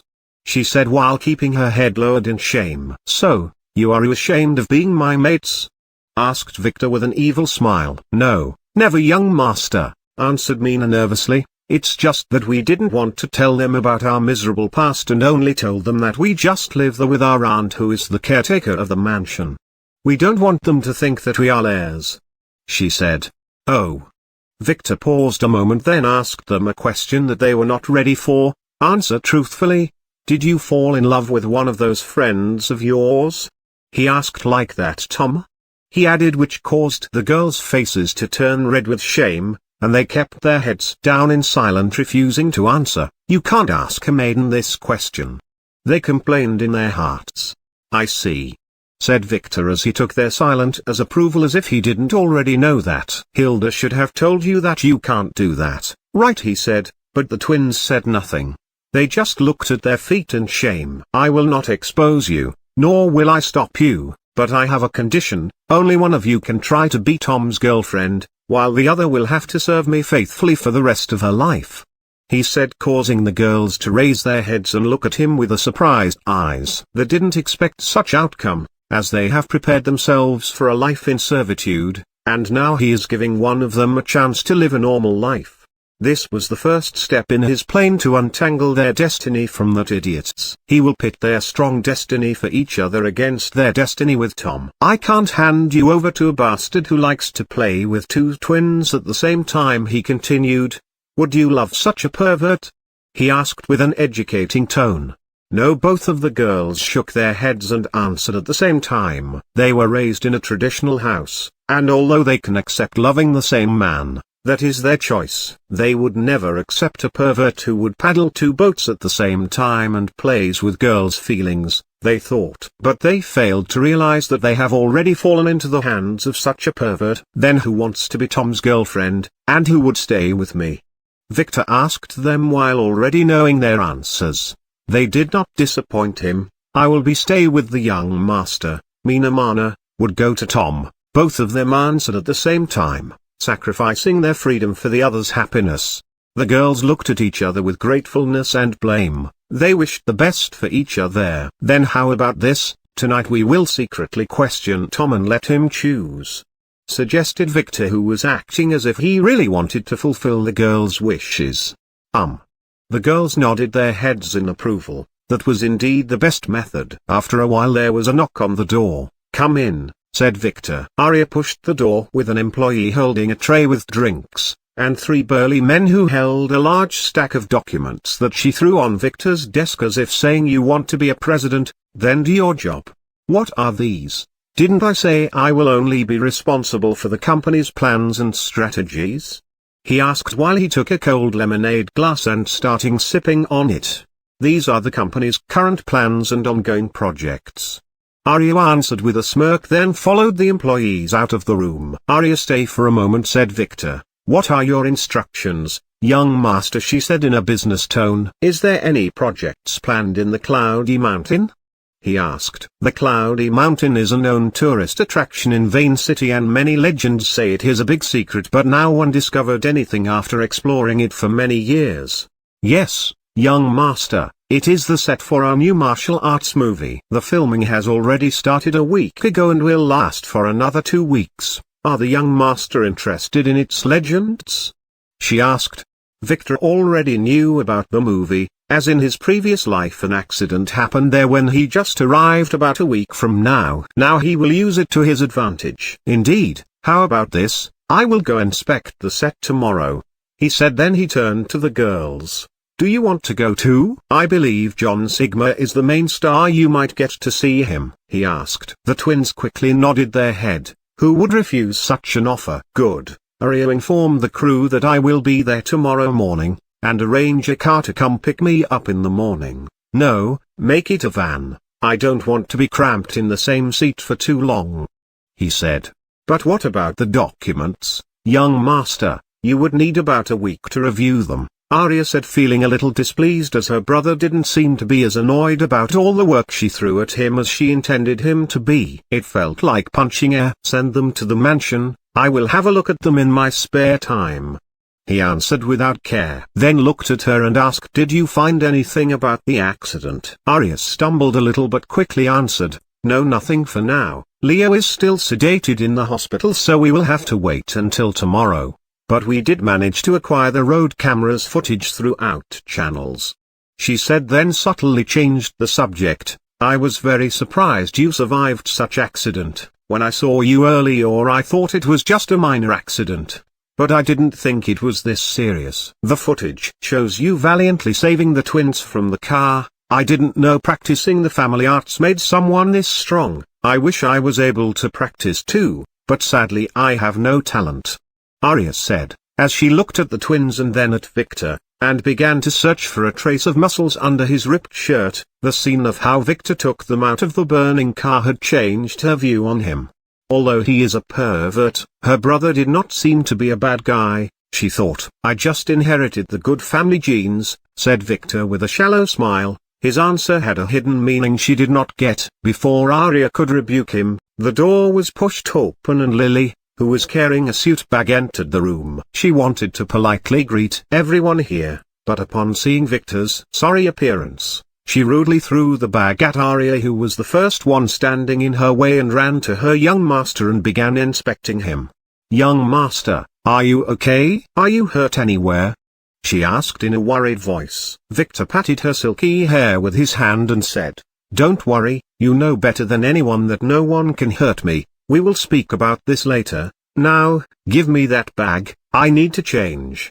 He asked Arya, "There is a changing room and a private bathroom in the back if you want to change," she said as she gave it to him. "Lily, follow me and help me change," he said as he entered the back room. Then Lily naturally followed him under Arya's surprised look. No, he is definitely a pervert like father, Arya thought. As for the twins, they just sat there wondering if Victor would do something to Lily in there or not. They did not get a chance to know Lily and have a private talk. Maybe they would be able to get to know her better today, they thought. "Arya, take the girls and give them a tour in the company, they seemed to want some autographs." Victor's sound came from the back room. Arya nodded her head, gestured to the twins who were exited to go meet their stars and run away from this awkward situation. Then he looked at Lily, who was looking forward to helping her young master get dressed, and whispered in her ear, "Sorry to disappoint you, but you have a mission. Some people around here does not have long eyes. I have their files and information here.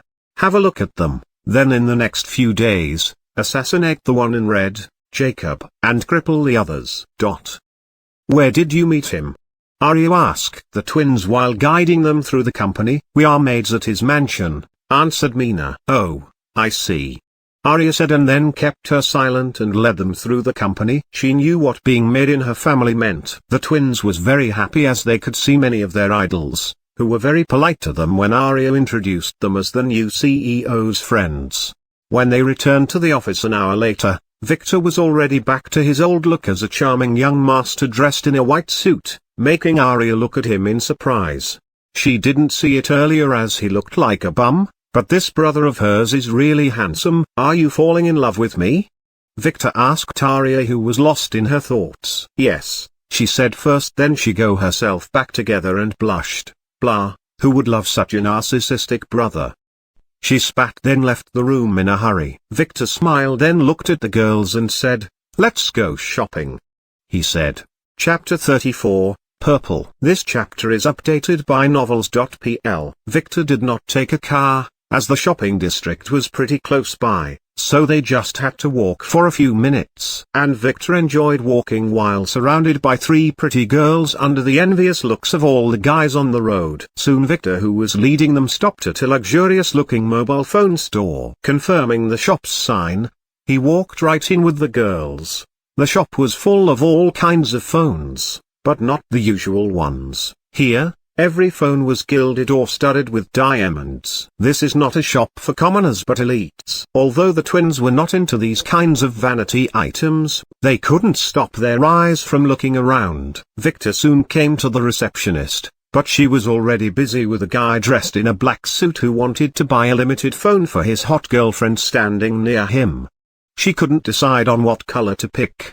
Victor didn't want to make much trouble and decided to take a look at the phones on display, as he should get new ones for the twins. The guy who was busy appeasing his girlfriend to choose something a little cheaper suddenly saw the three girls who had just entered the store.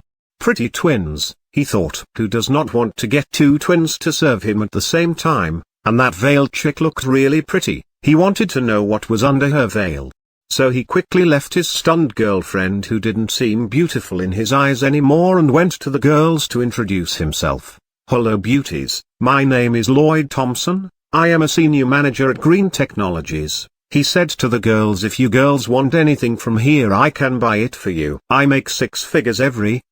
A sorry scream rocked the store. Under the surprised look of everyone, Lloyd bent down on the ground holding his crotch and wailed as he looked at Victor with murderous eyes.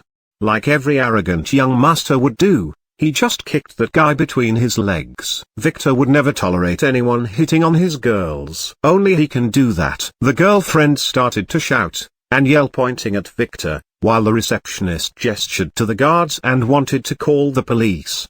But the next moment she stopped as Victor put a purple jade token on the counter. To everyone's surprise, the receptionist said stop, and pointed at the token, and the security guards, who were approaching silently, stopped and looked, then bowed down to Victor. "We have seen the young master," they said. "Take the garbage and throw it out, and add them to the blacklist," he said, pointing to the suffering man on the ground and his girlfriend. The guards quickly took the man and the noisy girlfriend and walked out from the back door. Now that the store was quiet again, Victor looked at the bowing receptionist. "Get us a private room, and call your manager for me," he said. The receptionist nodded and gestured Victor to follow her upstairs. She led him into a luxurious waiting room. Then she quickly left to inform the manager before returning with some tea, and telling Victor that the manager was out for some business and that he would be right back in a few minutes. Then she left in a respectful manner. Victor sat there sipping tea with the girls, who were a little surprised and amused by Victor's violent actions. "This guy can get very jealous," they thought. "Did you like any of the phones downstairs?" he asked the twins. Mina looked at her sister and after hesitating for a moment she answered, "It's not that they are not pretty, but we don't want something that flashy," she answered truthfully. "I see. What about you, Lily? Did you like any of it? You need a phone, so I can easily reach you, and it would be more convenient for you when you want to report to my mother," he said with a smirk to Lily, whose face turned a little red and her butt itched after remembering Victor's lesson this morning. But she really needed a phone. If her young master needed her when she was not near, she would be able to rush to his side immediately. "I believe that the young master should get a VX custom phone for everyone," she answered. The VX phone is a custom model. It was designed for the family's agents only. It is at least 10 years more advanced than the latest phone on the market and contains some of the features of the more advanced MX, which is limited to the top echelons of the family.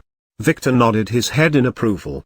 While the twins tilted their heads in wonder, they have never heard of this brand. "Don't worry," Lily told them, "it's a custom phone, and it is much better than anything you could buy," she said with a smile. It seems like she had a good impression of them. The girls looked at her and nodded. They felt that they need to know more about this mysterious girl. She didn't seem to be a bad person. Soon after, a faint knock on the door. A bloated middle-aged man in a suit who had a balding head entered the room with a smile. "He should be the manager here." "Young master, welcome to our humble family shop. What can this lowly servant do for you?" he asked. Victor got directly to the point. "I need a new MX phone as my last phone got confiscated by the police, so I would also need you to disable that one and transfer my secure number to the new one. In addition to that, I would need 3 new VXs for the girls, 2 rose pink ones, and a purple one." He still remembers the colors of the twins' old phones, and they seemed to have been focusing on phones of such color earlier. The manager looked at Victor with piercing eyes and said respectfully, "Young master, I would be needing your token to get the MX, as it is only available for certain ranks." Victor nodded and threw the jade token to the manager, who was very surprised to see it was a purple one. Damn, he thought. The receptionist only told him that a family heir came for some business but didn't say anything of him being an elite. The man quickly returned the token after confirming its authenticity and its ID. He would need the ID to transfer the secure line. "Sorry for the disturbance, young master, I will be right back," he said while bowing and respectfully leaving the room. Lily looked at Victor with strange eyes. "Young master, how did you know that I liked the color purple?" she asked him while tilting her pretty head. She never wore that color nor had it on her. How would he know that she loved it for as long as she can remember? Victor was stunned, and looked at her curious pretty eyes. This girl is getting smarter by the minute, he thought, but didn't tell the truth and only gave her a narcissistic answer like every young master would. "I noticed that you liked to play with my purple hair when I slept, so I knew it was your favorite color," he said to the dumbfounded Lily. This young master is getting more shameless by the minute, she thought. Victor didn't tell the truth, he has just confirmed his thoughts. Lily truly favors this color, like a certain guy who wore a purple robe, and adorned his hands with purple bracelets. He even remembered seeing his underwear once and it was purple too. It's probably in their family, he thought. The manager returned soon with the phones, and after Victor distributed them to the girls he left the shop under the respectful gaze of the manager. Chapter 35, Shopping. This chapter is updated by novels.pl. Victor took the girls to a nearby mall next. He intended to buy them some clothes, but the girls were very shy, and although they liked many of the clothes they kept refusing him, as he kept insisting that he should join them in the dressing room. Lily, who seemed to have got a little annoyed, decided to step in. "Young master, why don't you let me do the shopping with them? We can't delay any longer as we have a party to attend to tonight. So can you wait for us in the cafe at the corner?" she said, pointing to a nearby shop. And without waiting for his approval she snatched his credit card from his pocket, then winked at him and grabbed the twins' hands, and walked away, leaving a lonely young master standing by himself. Victor shook his head and laughed. It seems that Lily is feeling a little jealous, but it's a good thing that she took them shopping. It would be beneficial for them to spend some girl time together. And that was his plan all along. He needed to get some things ready for tomorrow, and having them by his side was inconvenient. Now, what should he do first? He walked around the market watching the stores and the people going in and out when he noticed an antique store with many old and exquisite treasures displayed on its front. That's the first step, he thought with an evil smile. He entered the antique shop and started browsing his goods until he found an old bronze-decorated chalice. It looked like something from a Gothic movie set. This is exactly what he was looking for, so he bought it immediately, then paid a little extra and instructed the shopkeeper to send it to his mansion immediately while giving him the address, as he didn't want the twins to see it. After that, he went to some variety shops and ordered a few sets of hiking equipment and some other gadgets for tomorrow. Then he finished by entering a small traditional pharmacy located in a faraway corner. "Can I help you?" said the old man who was behind the counter. Victor looked at him and smiled. "This one is a player. Name, Albert Nail. Level, 34. Class, Alchemist. Authority, 5. Strength, 25. Agility, 30. Intelligence, 50. Luck, 20. Charm, 5. Order, 17. Skills, Medicine Brewing, B. Basic Sword Arts, F. Mid-Plants Appraisal, B. Drugs Analysis, A. This shop specializes in player medicines in addition to normal drugs and natural remedies. "I need these few drugs," he said as he gave the old man a piece of paper he prepared in the office earlier. The old man looked at them and frowned his brows. "These are for easing the birth for pregnant women and might cause miscarriage if given before the right time. Are you sure these are the correct ones?" "The black rose petals are not a medicine for commoners," he asked Victor, who nodded in affirmation and whispered one word: "A player." "Usual drugs do not work well with players, so additional special materials should be added like the black rose petals to strengthen its effects. But those same materials would be dangerous if ingested by a normal human." So Victor clarified that they are for a player. The old man nodded his head and immediately prepared the materials. "Do you know how to brew them?" "Only let the patient drink 1 cup," he told Victor. "Yes, how much are they?" 3,000 for the black rose petals and 200 for the rest, he answered. Victor quickly paid and took the materials which the old man packed for him in a paper bag. He should now find someone to send them back to the mansion, as he can't go around walking with a paper bag all day, not good for the image. Lily took the girls through many shops and to the twins' astonishment brought everything the twins admired. The twins were very embarrassed. "Sister Lily, is it really okay for us to buy all of these using the young master's money?" Mina asked. "Don't worry, he won't go broke even if we would have bought this entire mall 1,000 times," she said with confidence, making the twins wonder just how rich is their young master. "And consider this as compensation. Didn't he sleep with the two of you last night?" she asked with an evil grin. "She has learned how to tease little girls from her bad young master." "The young master did nothing to us. He only used us as hug pillows," said Mana in a soft voice and a light blush. Lily took a sigh of relief. She was afraid that her young master would have lied to her and slept with the twins first. "I can't tell you why, but you don't have to worry. He will not touch you in the near future anyway," she said with a smile, assuring the girls as they were very nervous about this subject. Then Lily went and continued her shopping spree with them. She didn't bring any luggage or extra clothes with her to the mansion, so she needed some extra clothes in addition to underwear and pajamas. She would be too shy to shop for these with Victor. That is the reason she chose to betray her young master and go with the girls alone. Next, they started shopping for a gift for Tom. This didn't take a long time. "Now that we bought all these things, let's find a hotel room so we can have a bath, then change and do our hair. We can't look like this at your friend's party," she said to the girls, who nodded their heads in approval.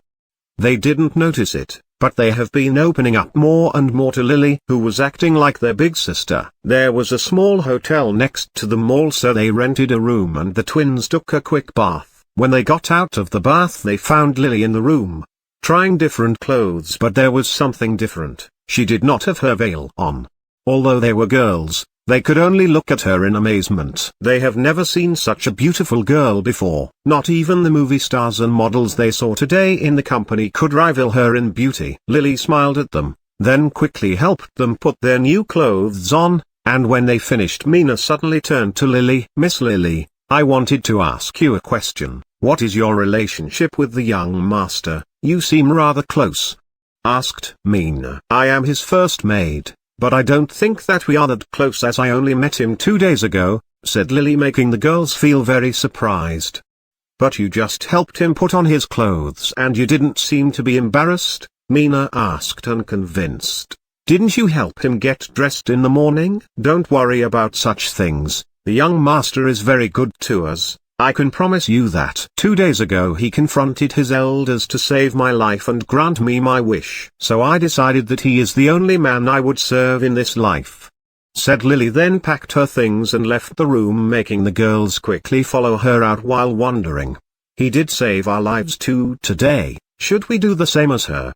Lily asked the hotel to send their newly acquired luggage to the mansion, then left the hotel with the girls. It's time to reunite with the young master. It was already sunset when the girls returned. The twins were dressed in a fashionable red dress and seemed to have had their hair done, while Lily was dressed in a blue sundress. Victor glared at Lily, who lowered her head in shame as she seemed to have realized that she might have made her young master wait for too long.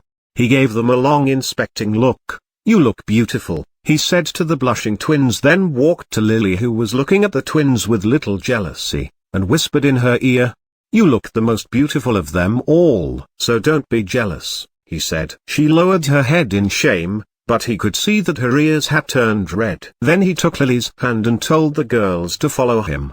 They have a birthday party to attend. Chapter 36. Birthday Party. This chapter is updated by novels.pl. The Flying Dragon Restaurant was a famous mid-range establishment located in the center of Vane City. It has a dining hall and also offers many private rooms for parties and business meetings. Victor and the girls did not take a long time to reach the restaurant. They went right in and asked a waiter, who could not keep his eyes to himself, about Tom's party. Tom has reserved the best room in the restaurant, and the waiter volunteered to guide them, so Victor's group had to take the elevator to the 4th story. In the elevator, Victor inspected the twins, who bowed their heads in shame. They were very nervous, and afraid Victor would make trouble with them and their friend. "Don't worry, I will behave," he said as he understood their concerns. When the elevator stopped, Victor gestured the girls to go ahead, then hugged Lily and swaggered out like a young master. The twins could only shake their heads and continue to follow the waiter, failing to hear Victor's faint whispers in Lily's ear. During the party, find a suitable time to make your veil momentarily fall to the ground in front of Tom, and it would be better if you could interrupt him while he is talking to the twins, he whispered with an evil smile. Young master, you are so bad. She thought. She knew how much her beauty can stun a man. Even a woman would have her jaws dropped when looking at her for the first time. And this Tom is just a boy in adolescence. Can he take such a hit? Her beauty has seemingly been increasing every day now, and she knew that it was the effect of the charm attribute. They reached the room quickly, where the waiter opened the door respectfully for them. Mina, Mana, we were waiting for you, a gentle sound greeted them when they entered the room. The room had a birthday party atmosphere with dim lights. It had some decorations and balloons. There were only 5 attendants besides the birthday boy. 2 boys and 3 girls.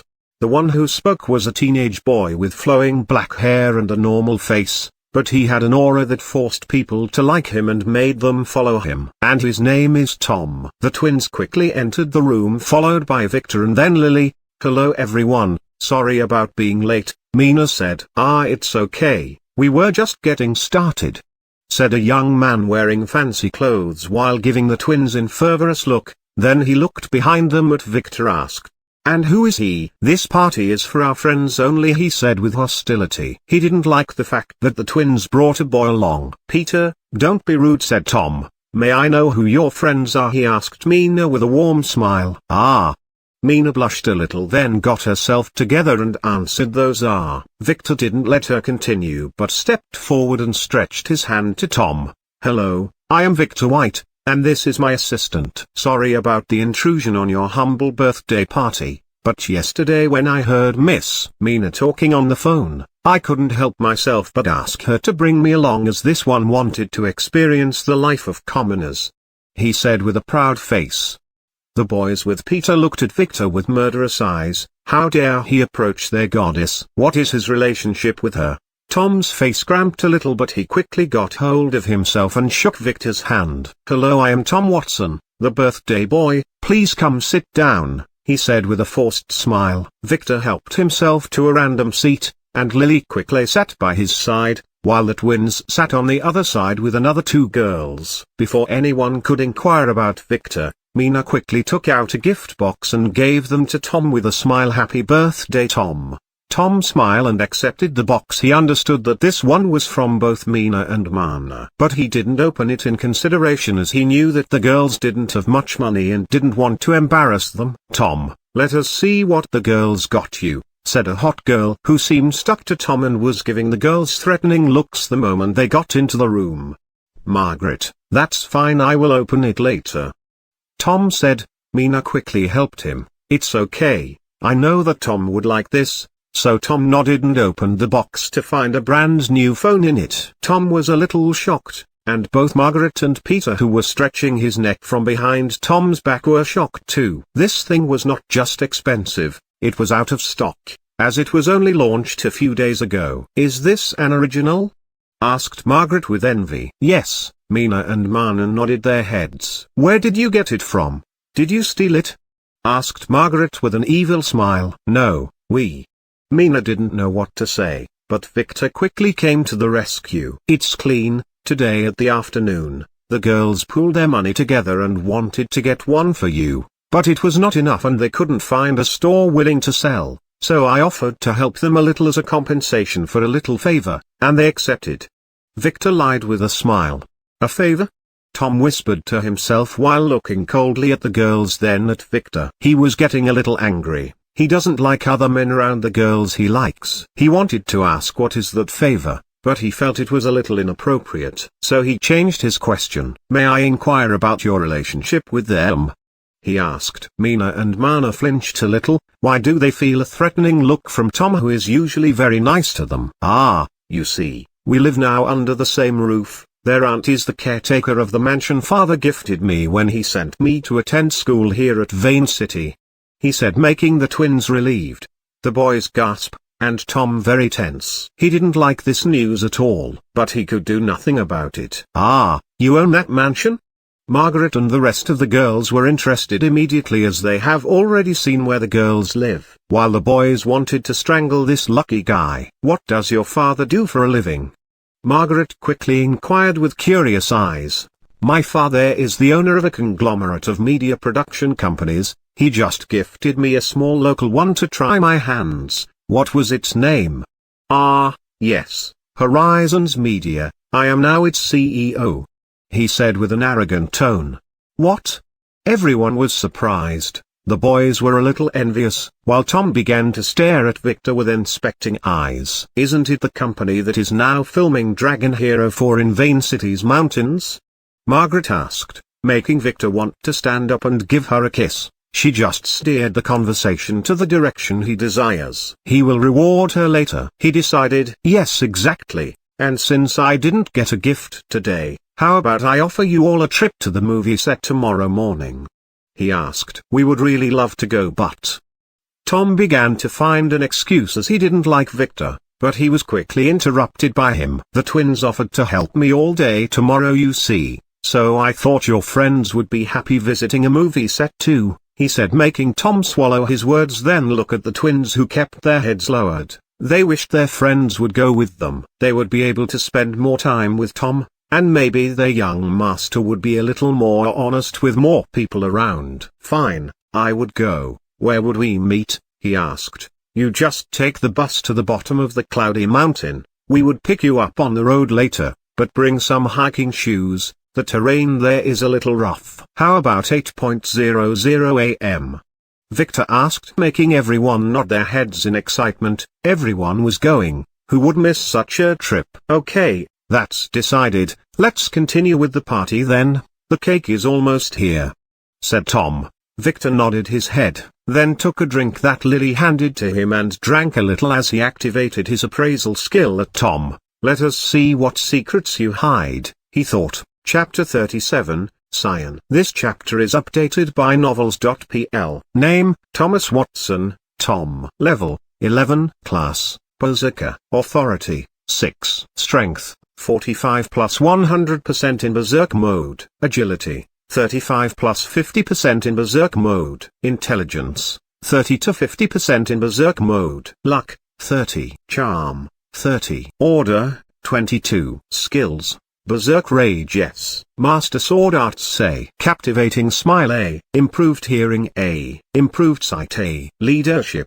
Passive, S. Taunt Enemy A. Fate Status, SS Heroic, Cyan. A walking tank. That's what Victor would have named him if Tom was his son. Such status at level 11 is amazing. Even in the family, such geniuses would be granted elite status. But the real problem with Tom is his fate. A lot of geniuses die early, but people like Tom live for a long time. Victor knew his fate would be at least an S. People call individuals with such fate Cyan. They are the children of destiny. The one who destroyed Victor's family back then was one of them. If this world was a movie, they would be the hero who would get all the girls, all the money, and all the cool powers. They would dodge bullets and leave the scene of a battle without a speck of dust on his clothes. Cyans can be good or bad, heroes or devils. The choice is theirs and everyone else has to pay the price. The only way to get rid of a Cyan who wants to kill you is to escape and hide from him and wait. Someday he would be bored of this mundane world and find another place to wreak havoc onto. He is a force of nature. Very few succeeded in defeating, and fewer remained alive after defeating them, as fate and luck are always with them. Once upon a time, a country decided to defeat one with a nuke, but for some reason, it kept being delayed, and when they were able to launch it was too late. The Cyan had a way to neutralize it by then. Nowadays those guys are just considered geniuses. But later the world would come to know their strengths and amazing powers. Organizations would flock to get them in their ranks. Watching Tom blow the candles on his cake, Victor remembered his past life. He met Tom for the first time at the elite school, where both of them attended the special class made for players. Tom, was amazing and kept getting stronger day after day. Every year he would return from his summer vacation after conquering some dungeons or defeating some powerful enemy. And the girls around him kept increasing too. There was even a certain female teacher who fell in love with him, and Victor heard that she left school to be Tom's full-time maid. After school Victor no longer heard of him, until the reckoning, where he saw him in the news. Tom, who was supposed to be an old man by then, was still looking valiant and young as he did back in school. He seemed to join a player organization, which became later one of the major powers in the world and rivaled the hidden families and sects. After that Victor would get glimpses of Tom's greatness every now and then. The last time he saw him was before he used the Book of Time. Tom at that time was going to get married to a princess in the royal family. Now looking at his SS heroic fate ranking, all these feats can be expected. Now Victor has to get rid of such an individual, as that is the only way he would be able to completely get the twins. But for him, it was not a problem of possibility, but opportunity. His Fate Weaver class would not let him be swept away. On the contrary, he is now their nemesis.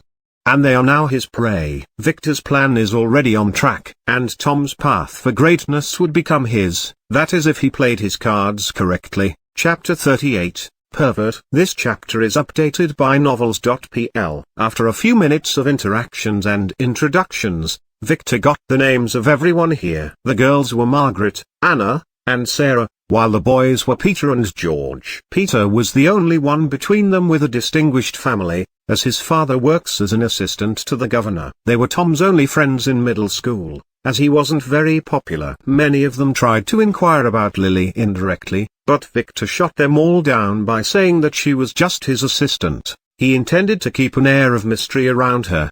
After the cake was delivered, Tom blew the candles and everyone sat down to eat. After wishing him a happy birthday, Victor spotted a chance later when Tom stood up and left the room, probably to the bathroom. Victor looked at Tom leaving, then at the twins, and signaled them that it was their time to move and question him. So they nodded and quickly followed nervously. Victor waited for a little while after they left and then signaled Lily, who knew what she has to do. No one noticed what just happened to expect for Margaret, who kept her eyes on Tom. So after he left, followed by the three girls, she decided to follow as well. She was getting a little jealous. Victor quickly noticed her, so he went to her immediately, and started a conversation. "May I ask you, what school do you go to?"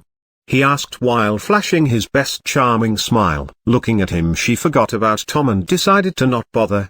"There is a bigger fish here. I just enrolled in high school. I will go to the one in the 5th district," she said with a smile as she twirled her curly hair. "Ah, too bad. We will not be at the same school, as I was just enrolled in the elite school," Victor said with some sadness in his voice. Peter, who was listening in the back, quickly joined in.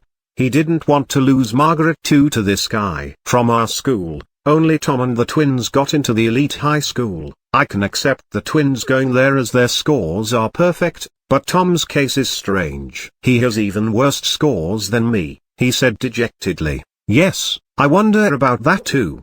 Do you have any idea, Victor?" "I applied that but was rejected," Margaret said. "In order to be accepted there are 3 cases," Victor said, making all the guys in the room go silent and listen to him, as every one of them wished to go there. "The first type of students are the really smart ones, like Mina and Mana. The second type is the really rich ones like me. You can be accepted if you donated a 6 numbers figure to the school," he said proudly, making everyone feel dejected. "What about the third type?" asked Margaret, who knew about those already. "I don't really know all the details, but they seem to choose students with superb athletic abilities, the ones way beyond the norm, maybe some kind of a governmental program, but I heard rumors," Victor said. Peter suddenly interjected, "I heard about those too. They say they have students with supernatural abilities there." "Like I would believe that. But maybe there is some truth to it. Tom is very athletic. He is the best in our school, although he didn't start playing any sport until last year," Margaret said. "Where is Tom from, and what do his parents do for a living? Can he afford the school?" Victor suddenly asked. "Tom's parents run a grocery store near the train station. He is from Vane City like the rest of us. But lately, he has acquired a lot of money. It is said that he had won the lottery." Peter said with envy in his eyes. "Oh," said Victor, "okay then, let's change the subject. Why don't I tell you about this crazy thing that happened to me today?" Victor decided to tell them some bullshit to keep them in the room until Tom and the girls returned. Tom got out of the restroom after washing his hands to see the twins waiting for him in the corridor. "Tom, we need to ask you a question," said Mina with some hesitation. "Sure," answered Tom with a smile, then walked to a suitable place near the stairs where he can stand with the twins. "I am sure this is sudden, but we have to ask you," said Mina with a blushed face as she just realized how embarrassing her situation is. But she had to do it. "Tom, who do you like best, Mana or me?" she asked in one breath, then kept her blushed face to the ground in shame. "Who would you prefer to be with in the future?" she continued in a soft voice. Tom was shocked. He didn't expect such a question. The truth is he wanted them both to warm his bed, but he can't tell them that, so he was intending to tell them that they are both precious to him. But at that very moment, as he started to answer, he saw a girl walking behind the twins, seemingly going to the restroom. She was the girl who was just attending to that young master. Suddenly her veil fell to the ground, so she bent down to take it, then put it back. He was shocked. Can a girl be this beautiful? I like her. I want her to warm my bed too, he thought, but his shock made him mutter some words that were in his mind. Both, I like, precious. Bed, want. He said while stuttering until Lily went into the ladies' restroom. Mina and Mana didn't feel Lily's approach as they were looking at the ground, and she didn't make any noise, so after hearing his answer, they were both very embarrassed and stunned. They nodded their blushed heads and quickly escaped back into the room, not knowing what to think. They were really happy he liked them, but they felt more conflicted about what to do. And what about that bad thing? Could it be? Tom followed after them to find his friends have already surrounded Victor, who was telling them about his first day at work and how he taught those disrespectful employees who are the real boss. The twins seemed to have sat near Victor, as if escaping from him, so he didn't have the chance to clarify things. He could only return to his position and listen to Victor's tale while checking his new phone. Soon Lily entered the room and sat next to Victor too. But Tom, who was playing with the phone, kept looking at her every now and then and recall what he had just seen. He must have hurt her himself, he told himself, but he has to find a chance. This girl seemed to be some kind of assistant to that dude. He should ask the twins about her. But that would be awkward right now. He glanced at them to see that they have been looking at him, but they quickly looked away. I have to find a chance to make things clear, he thought, not realizing that he had just made a big mistake. The girls have been watching him as glanced at Lily repeatedly and were a little jealous. Is it true? Is Tom a pervert? They wondered. Soon the party came to an ending, and Victor decided to say goodbye to everyone. They seemed to like him now, including Peter, who was aggressive to him at the start. Although this young master is a little arrogant, he is really cool, they thought. Do you want me to walk you home?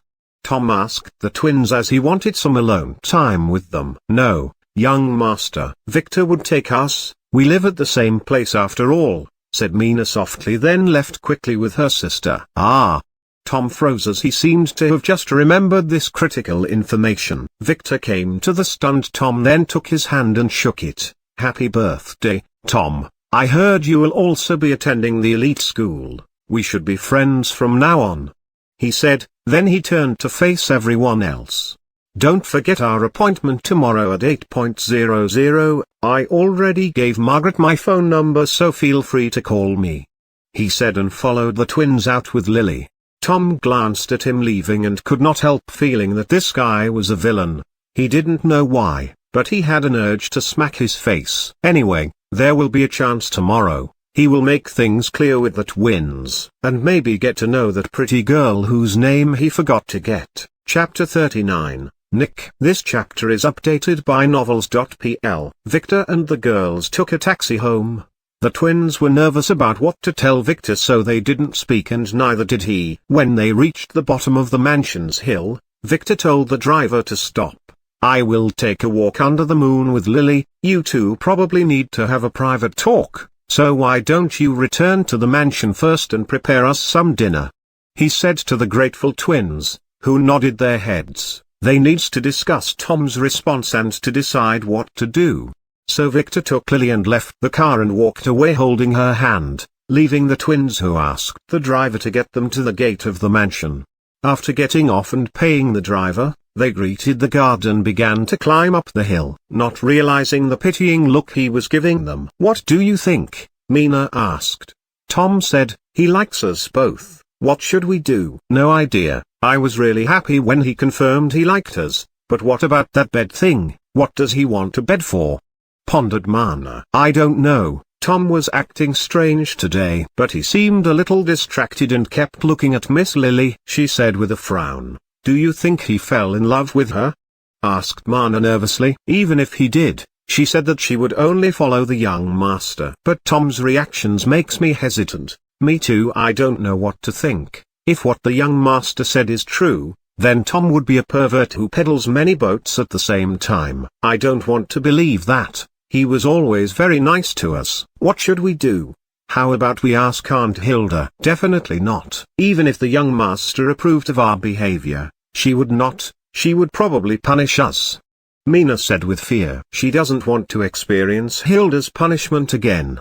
"How about we ask the young master then?" "Fine by me. He will understand us," Mina said with a smile, not realizing that they have already fallen into their young master's pot and were being boiled warmly. With that, they reached the main mansion. After entering, they were surprised to find a young man with brown hair and a matching brown suit, sitting on a leather sofa in the entrance. It was as if he was waiting for them. Two other bald men were standing by his side with evil smiles. Hilda was standing nervously near the wall, and the twins could make out a red slap mark on her face. "Ha ha, it's like you said, Hilda was hiding some hot chicks from me," he said to one of the men, who quickly nodded his bald head. "Yes, young Master Nick, I saw them 3 days ago when I was surveying the hill for you. What would you say now? Would you keep denying it, or do you think I am a fool?" Nick looked at Hilda and said, then he stood up and approached her, looking her in the eyes. "The twins have already served young Master Victor. You can no longer touch them. You know the family's rules," she said in a challenging tone. Earlier she denied their existence, but this man seemed to have come here today intending to get them. Not even her threatening him with Victor worked. It only gained her another slap, and a heavy one. "Oh, I don't care about little Victor. I already told you, he is just a nobody in the family. I already know that he barely passed the ceremony. And father was so angry that he banished him here before their results could be announced so that he can save himself some face," he said as he took out a black ring and pointed it to Hilda, making her scream in pain as the tattoo on her neck glowed with red light, then started hitting Hilda harder and harder. He can't tolerate anyone challenging him. Soon Hilda, who was much stronger than him, fell to the ground, so he started to kick her, and could already see blood coming from her mouth. Nick smiled in triumph. Although others might think he is a coward for using the mastering to weaken and strangle her so she would not resist. He liked the feeling of being in control. He did fear the family rules, but he can ignore those. The mansion has no cameras, so no one would know what would happen here. He made sure to hide his tracks when he came here. This was supposed to be a normal inspection, and his target was the twins whom his men has recently discovered. His assistant told him about them yesterday, but this morning he got a phone call from that person, informing him of a new plan. His younger brother Victor was in town after nearly failing his ceremony. Get rid of him. That was their order. He was not afraid of Victor. What if he was an heir? He does not care. He only saw him once when he was a kid, a weak kid. He heard how he was not even able to practice the family's secret art. What a loser. Nick, despite his barely existent bloodline, was able to master some of the arts, and he has a backing now. When they take over the family, even the current patriarch would be a dog under his feet. Maybe he would be able to lay his hands on some of his father's concubines then. He kept fantasizing about his plans while kicking Hilda. "Stop," Mina said. "Let Hilda go. You can't do that to her. The young master will punish you," she added while covering for her sister, who used her phone to send a message for help. Nick looked at her and laughed, then kicked Hilda one last time. "And where is little Victor now?" he asked. "He will be here any moment now, so you better let Hilda go," said Mina. He walked over to the twins and flashed the ring in his hand and activated the punishment functions, intending to make them suffer a little. "You dare order me? Now feel this young master's wrath," he said arrogantly. But to his surprise, nothing happened, and that made him look like an idiot. One of his men couldn't contain his laugh and made Nick give him a poisonous stare which made him stop abruptly. "It seems little Victor branded you. Interesting. But that won't stop me," he said as he grabbed the red dresses on the girls and tore them apart, and exposing the girls' delicate skin, he started to look at them with fervorous sighs, and couldn't help licking his lips. "Not bad," he said as he kicked the phone that fell out of Mana's hand. He had already seen her calling for help, but didn't care, as he wanted his little brother to be here sooner. The twins wanted to run away, but they hesitated a little, not wanting to leave Hilda, as they could see she needed medical help. Maybe one of them could escape and bring help, they thought. "Don't think about escaping," Nick, who already knew what they were thinking, said as one of his men reached for the door, closing it, then standing next to it with a smirk. The girls covered their bodies with their hands and glared at Nick, not backing down or asking for help. They have learned from a young age that such men won't back down, and their only way is to fight him to the end. Nick was amused. Although he was not a full player, he had enough power to deal with two little girls. "Do you want to fight me?" he asked. He quickly slapped two girls to the ground and gave each one a couple of kicks.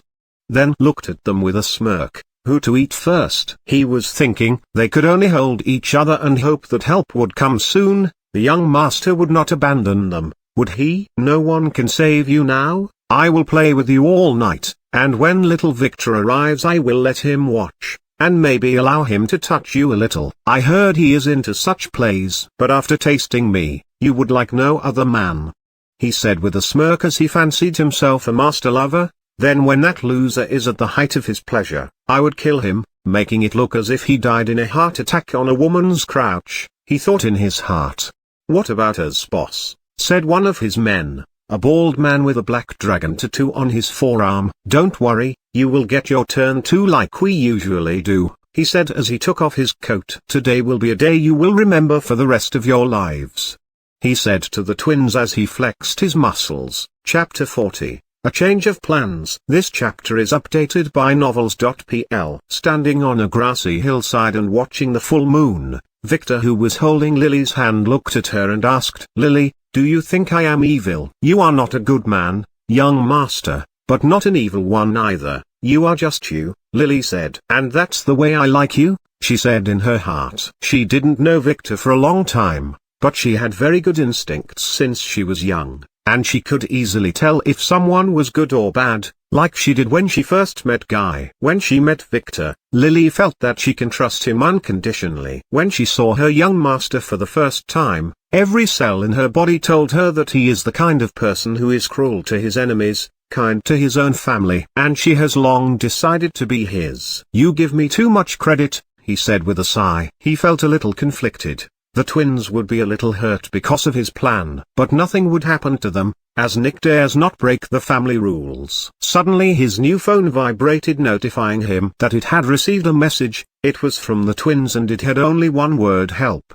Looking at it, Victor quickly showed it to Lily, then hurried back with her to the mansion. This is what he was waiting for. It took them 2 minutes to reach the bottom gate. "Did the twins return?" he asked the guard, who quickly saluted. "Yes, young master, 15 minutes ago." "Young master Nick is here too. He arrived an hour ago," the guard said. "Is he alone or does he have others with him?" Victor asked. "He had 2 other men," the guard said. Victor nodded his head and went uphill with Lily. Victor has already figured out what happened this very same night in his past life. It was probably Tom who escorted the twins home that night, and he was the one who hurried to save them from Nick's clutches. Then he probably set this entire mansion on fire to hide his tracks. And that also explains why the twins did not have the tattoos back then, as Tom must have used the master seal on Nick to free them. As for Hilda, he didn't know her destiny. She was either dead or hiding away with Tom. The family didn't punish Tom.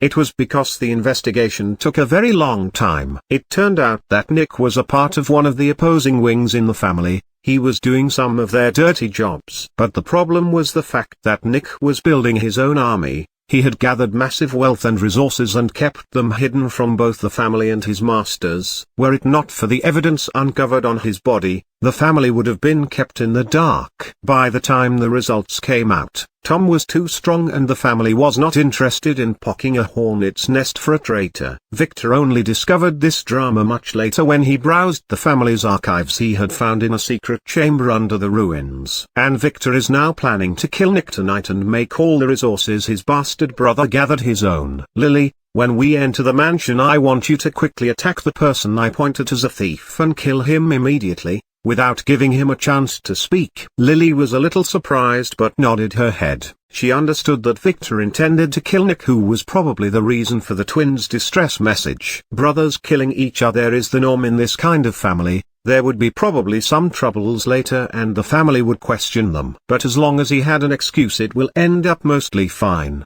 Do you want me to get rid of the guard at the gate too? He has already told us that it was your brother who is here, she asked him as a professional assassin.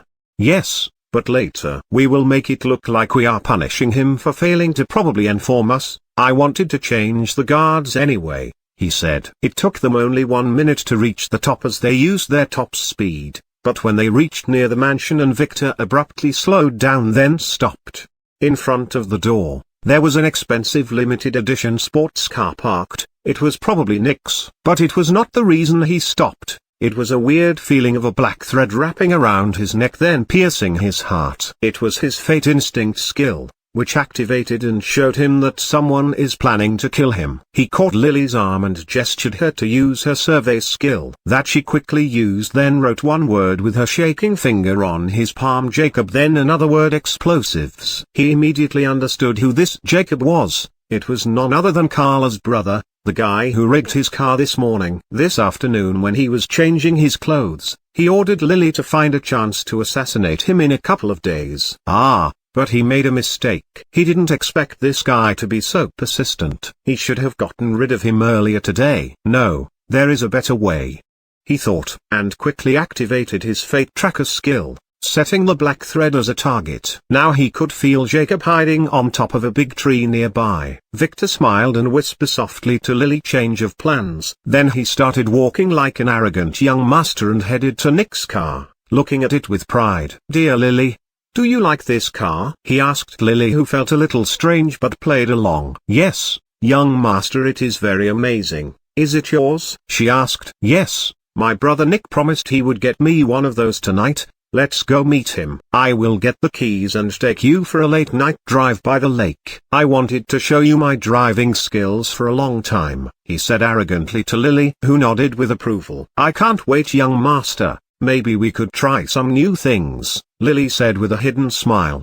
making Victor look at her strangely. He will have to fix her later, he thought. Then holding her hand, Victor entered the mansion, and without looking back they closed the door firmly behind them, as if they haven't already noticed the man with the evil smirk in the shadows. He has heard Victor's words clearly, and he also needed to change his plans. Chapter 41. Webnovel. This chapter is updated by novels.pl. The door of the mansion was pushed open without a warning, shoving the man standing behind it to the ground. Victor strode inside arrogantly and looked around the room in silence, waiting for Lily to close the door, as he didn't want to startle the snake outside. It only took him seconds to analyze the entire situation here. The twins who sat on the ground were missing a lot of their clothing, and he could see pieces of shredded fabrics around them.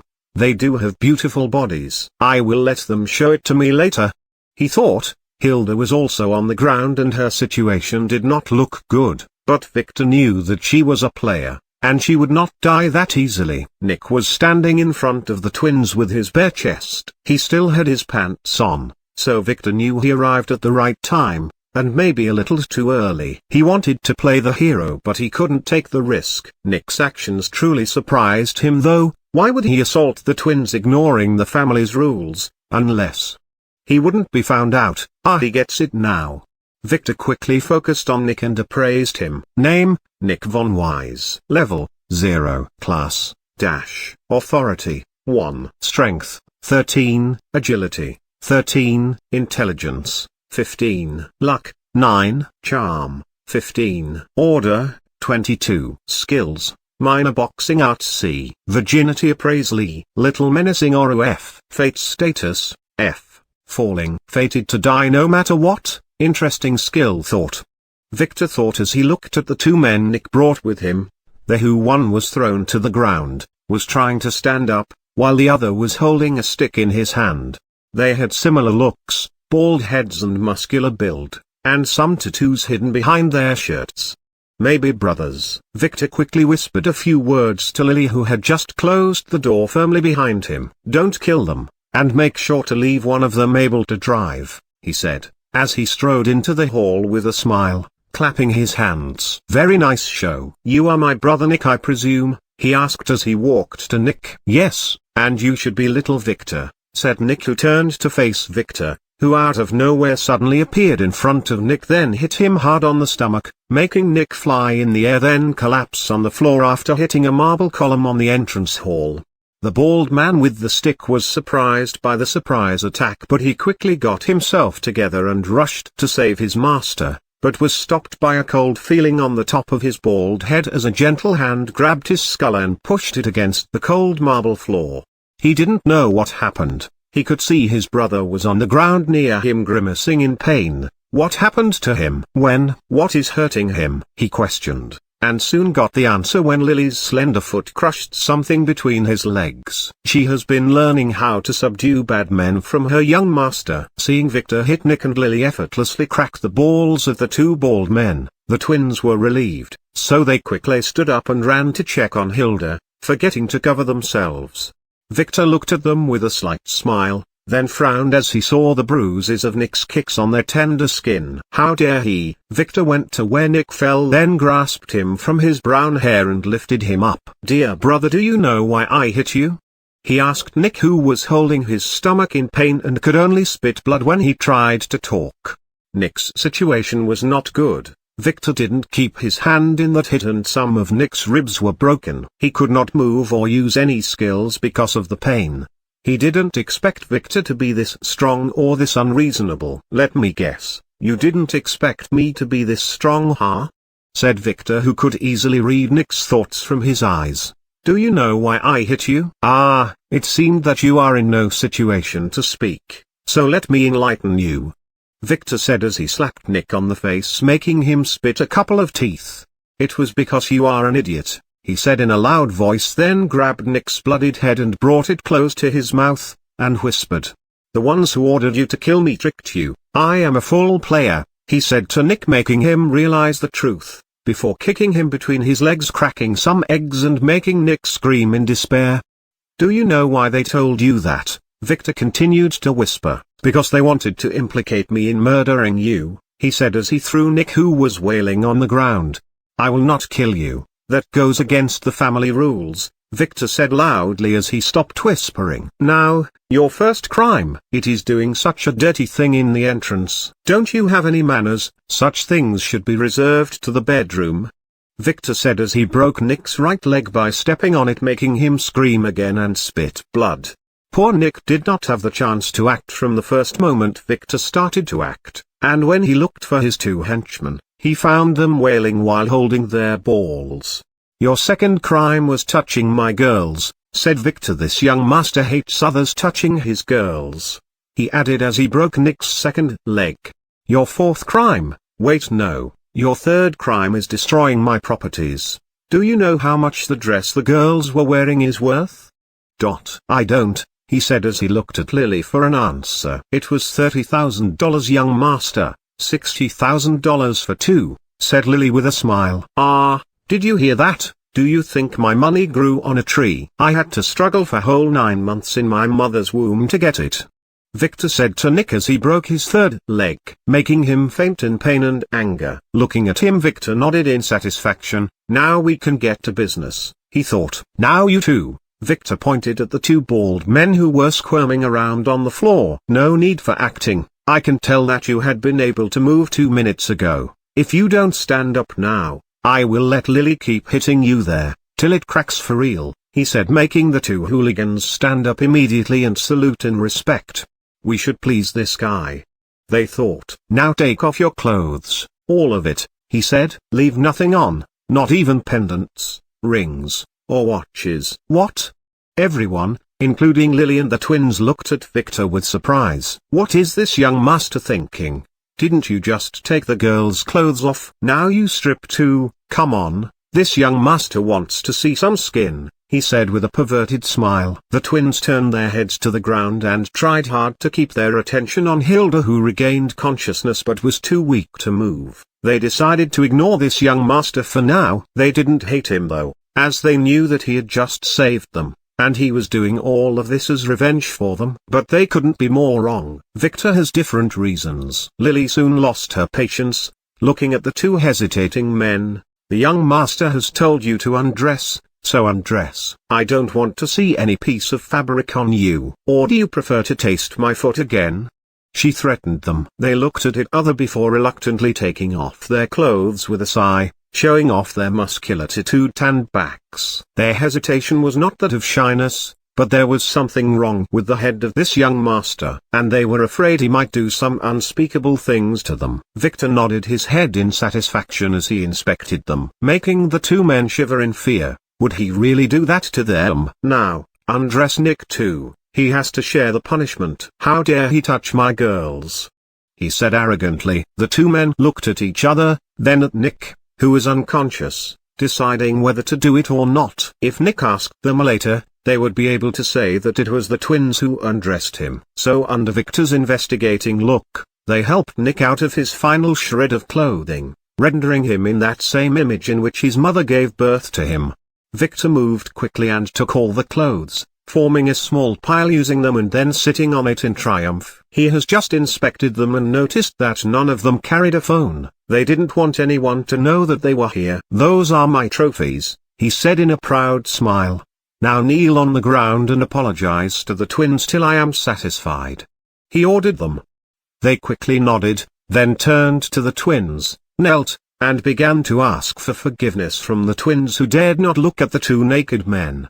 Nick seemed to regain consciousness, so Victor quickly shot him a kick, returning him to the world of dreams, while he secretly snatched the two rings in his fingers, as the men did not dare take them off him. After about 10 minutes of waiting, Victor estimated that he had given the idiot outside enough time to do his deed. That's enough. You can carry Nick and leave now, Victor said to them loudly, and don't forget to tell him when he wakes up, that if he did anything like this next time, the punishment would not be this light. He screamed at them.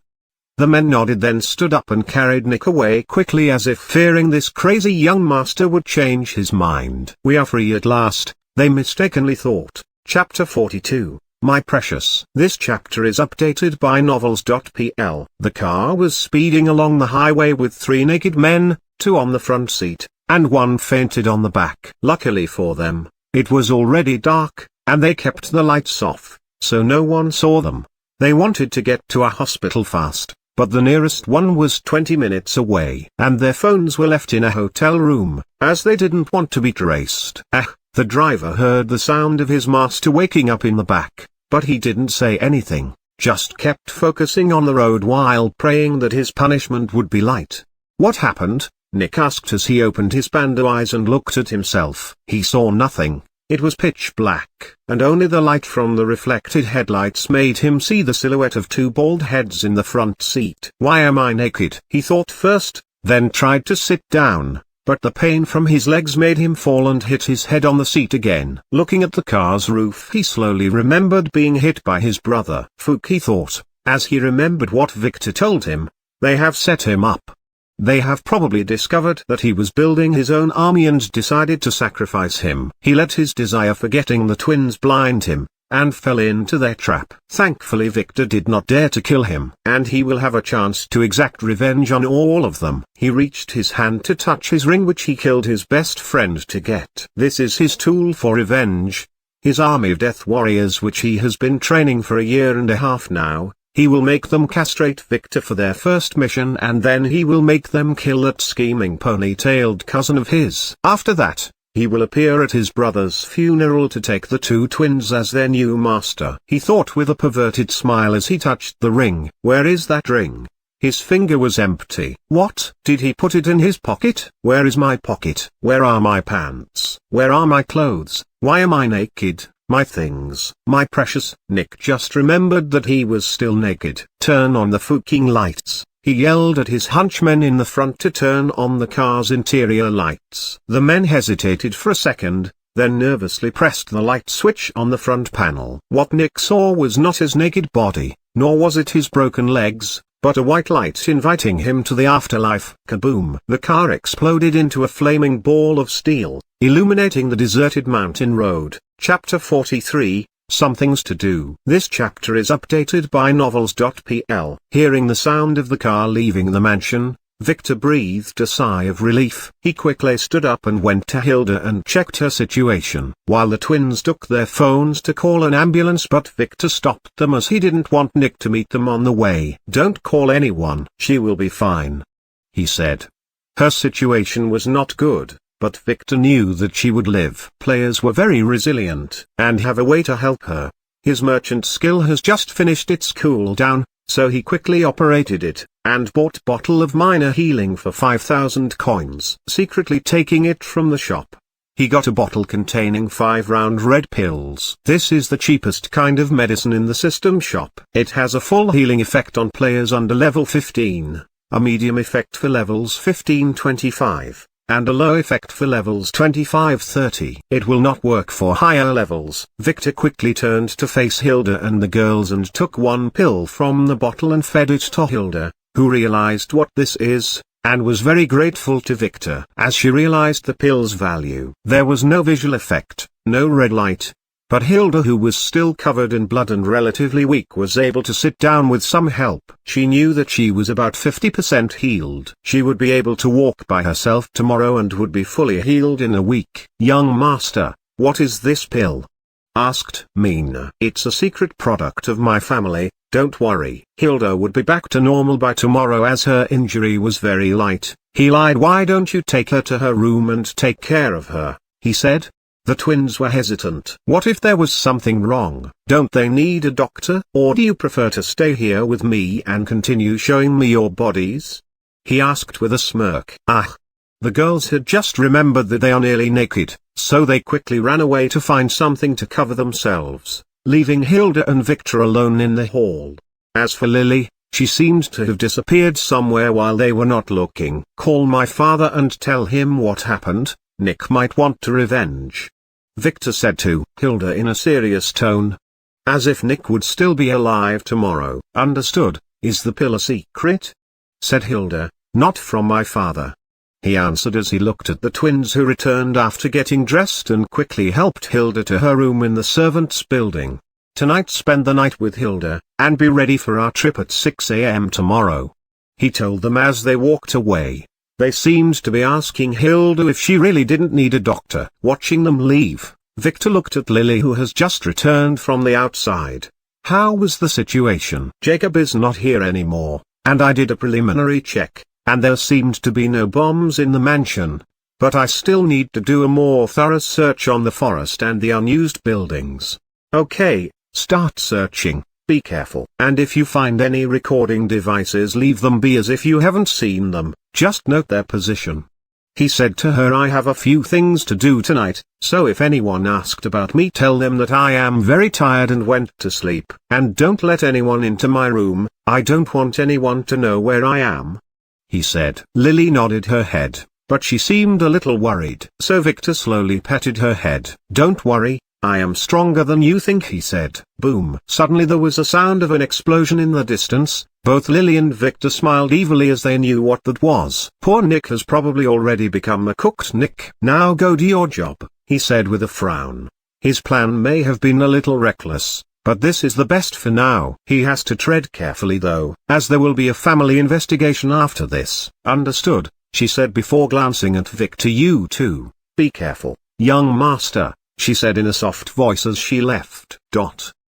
First of all, Victor collected the clothes on the ground and inspected the belongings of Nick and his friends. The two hooligans had nothing of value. As for Nick's belongings, there were some interesting things. There were a few bank cards, But Victor knew that those are worthless. No smart man would put his real wealth in a bank if he intended to hide them from the family. Nick also had no phone, so he probably hid it somewhere before he came. There was also his yellow family token and the administrator ring Nick used to torture Hilda. This ring was signed by his father and given to Nick to manage Vane City's shadow business, so it would only work on Theodore's servants. Victor would not take any of those, as he would be questioned about them when the family inquisitor arrives, so he left them with the rest. What Victor found interesting were one strange ring, a set of 3 unidentifiable keys, and a glass vial containing some kind of a liquid. So he took those and left the rest on the entrance, tucked in a corner. The 3 keys had a number and a logo of a storage company he knew, so it was probably where Nick hid some secrets. The strange ring was an artifact.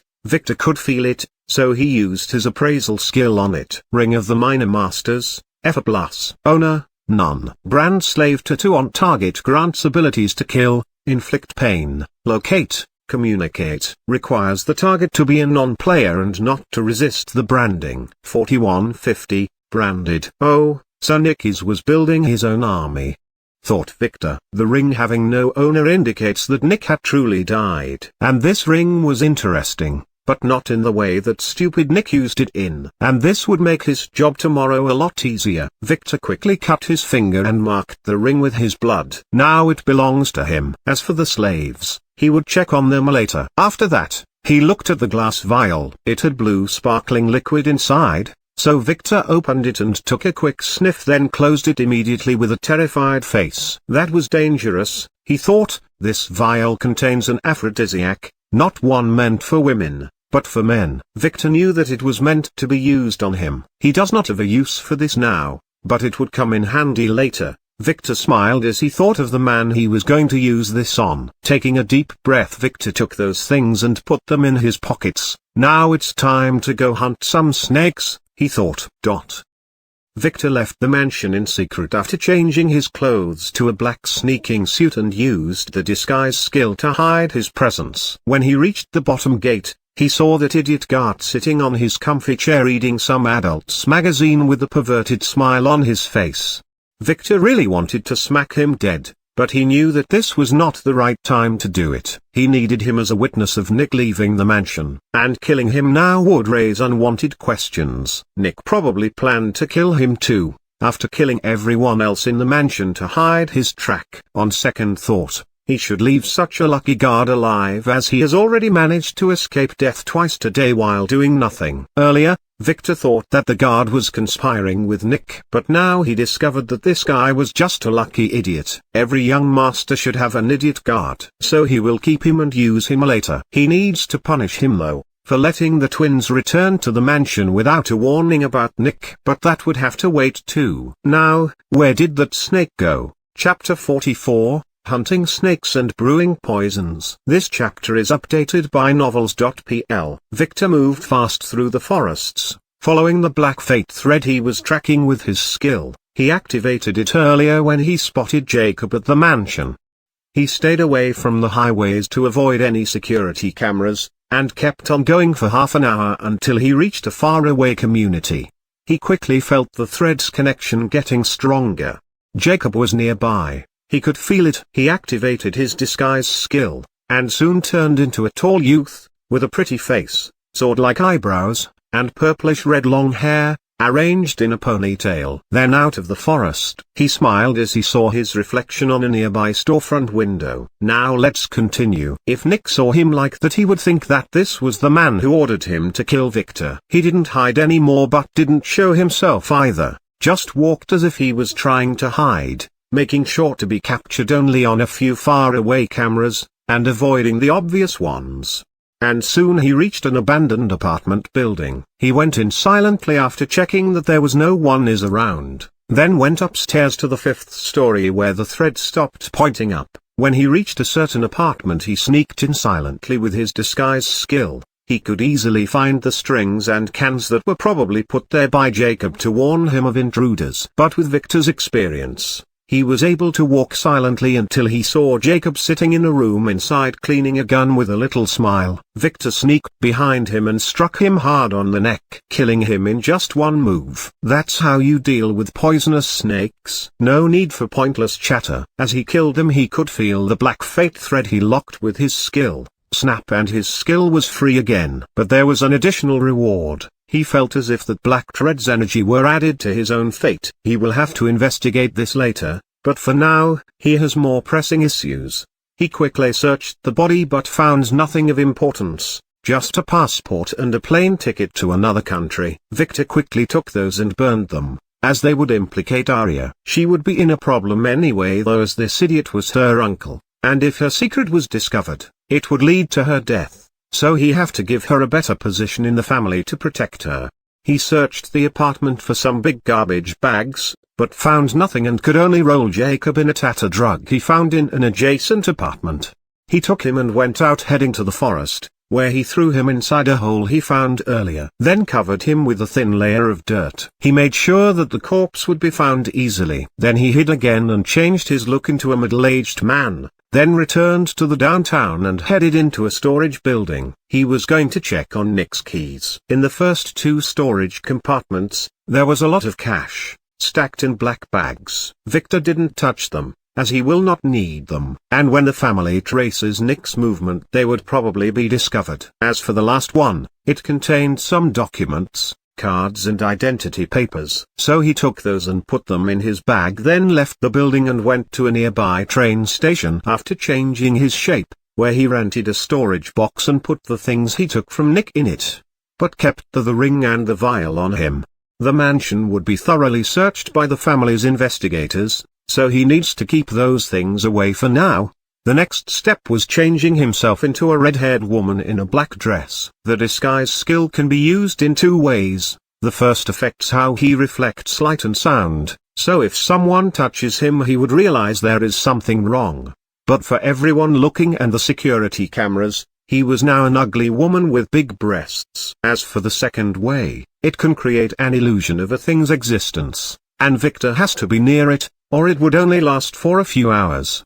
He went to a nearby post office and wrote a letter to be delivered in the morning in 2 days. A young master shouldn't be doing such thankless things. I would need to form my secret organization soon, he thought. Although Lily can hide her presence, she lacks the experience of doing a complex task, and she would be probably suspected by the family, so he had to keep her in the dark. With the fieldwork finished for tonight, he went back to the mansion. The trip took him 2 hours, as he had to be very careful not to be spotted. It was close to 11:00 p.m. when he entered his room through the window he left open earlier.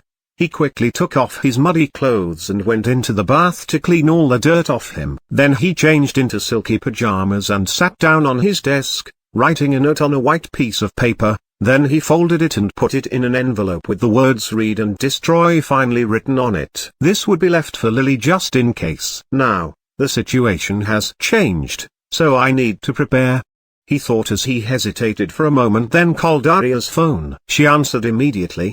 "Good evening, young master, what can I do for you?" she said in a cold voice. "Were you already awake, or did I wake you up?" he asked. "Does it matter?" "Not really. For the trip tomorrow I would need you to come with me." "I can't do that. I don't have time to play." That was not a question, but order as a family heir. "And wear hiking clothes. We might need to go into the forest. Be here at 7:00, and bring another van. Some friends are coming too," he said, and hang up, not waiting for her to answer or hang up on him. She likes to argue, but would never defy an official order. And he was doing this for her own good. The actions he took today would make some events unfold a couple of years earlier. But that was not necessarily a bad thing. He just needs to be ready. Now to do some cooking, he thought. When he reached downstairs he met Lily has just come from the outside. "Young master, the mansion is clean." "There were no bombs or surveillance," she said. "The twins and Hilda?" he asked. "They took Hilda to her room in the servant building. They would be spending the night there with her," she said. "Good," he said. "Now go sleep. That's an order. I need you at your full strength tomorrow. I still need to prepare a few things for tomorrow's trip." he said to her. Lily, who was looking forward to sleeping with her young master, was a little dejected, but she knew that after today's events there would be some problems, and she needed her strength tomorrow. So after nodding her head, she went to her room to sleep. Victor looked at her leaving and smiled. He should pamper her more, but not now, as he had some dirty things to do. Looking through the packages that were near the door, Victor quickly located the things he bought in the market earlier. There were many items, so he sorted them out, and quickly found the brown bag he was looking for. So he took it and went to the kitchen. Time to do some brewing, he thought. After closing the kitchen door, he unpacked the bag on a table. In it, there were 9 dried herbs. He quickly separated them into 2 groups. One contained 6, including the black rose petals, and the other had 3 herbs. Then he took out a normal little white herb he picked earlier from the woods. This is a very common herb, but it has some very nasty effects when combined with the black rose petals. This medicine by itself is a traditional one. It is commonly used by women giving birth. But what many didn't know is that this medicine has 2 kinds of components. The first ones are to increase the birth contractions to aid the birth, while the others are to ease the pain and relax the muscles. Victor smiled as he put herbs in separate pots, then added the white herb to the first pot and added a healing pill with the second one. The first is the poison and the second is the cure. He filled the pots with water and put them on the stove. He will let them simmer in boiling water for a while. He would need them to be concentrated. Although Victor never really practiced alchemy, he lived alone for a long time and read many secrets, so preparing a simple recipe like this was an easy matter for him. With that, he got out and locked the kitchen door, then returned to the entrance where the rest of the packs were. He bought many things today and they needed to be packed for tomorrow, so carried them to his room and began to pack up. First, he took out a big hiking backpack and put a hiking and a climbing kit and medical kit in it, then a little pickaxe and the little chalice he bought from the antique store. In addition to some dried foods. He didn't know how long would it take. Then he prepared 2 additional smaller bags for the twins and Lily. It took him nearly an hour to return to the kitchen and check on his work, which was mostly done. So he quickly fished 2 small plastic jars and filled them with the watery medicine he brewed. Then cleaned the pots, leaving no evidence. After he took the jars back to his room and packed them, he looked at the clock to find it was 1:00 a.m., so he decided to sleep. He might not get another chance to have a good sleep in a while. Chapter 45, Getting Ready. This chapter is updated by novels.pl. It was early morning when a knock on the door woke Victor up. "Come in," he said. The door opened and Lily stepped in gracefully. "Young master, it is 6:00 a.m. You need to get ready," she said. Victor slowly got up and stretched his limbs. "Oh, okay. Help me find something suitable for today's hike. I'll go take a shower," he said as he took a towel and entered the bathroom. His shower took a few minutes, and when he returned to the room, Lily quickly helped get dressed, with a little blush on her face. Then they went downstairs. Hilda was in the dining room waiting with the twins. They bowed in salute when they saw Victor coming. They seemed fine after a night's sleep. "Good morning, young master," Hilda said with the twins. "How are you feeling today?" Victor asked her as he sat down to begin his breakfast. "I am much better now thanks to the young master's pill yesterday," she said. Then she tapped the girls on the back as a signal. Mina and Mana moved forward and bowed to Victor. "Young master, we wish to thank you for your help and saving us yesterday. We were very occupied with Aunt Hilda that we forgot to thank you properly," Mina said. "Oh, and how do you intend to thank me?" Victor asked as he opened his mouth for Lily to put a peeled egg in it. They didn't expect such a question. How does he want them to thank him? Isn't saying thank you enough? Should they do other things? How would the girls be able to thank the young master? Hilda said, helping the girls. "Ah, how about this?" said Victor as he swallowed another egg. "Today on the trip you will serve me in front of your friends," he said, making the girls look at him with pleading eyes. They did not want to be embarrassed in front of their friends. "Don't worry, we would just say that we bet on something and I won the bet. How about that?"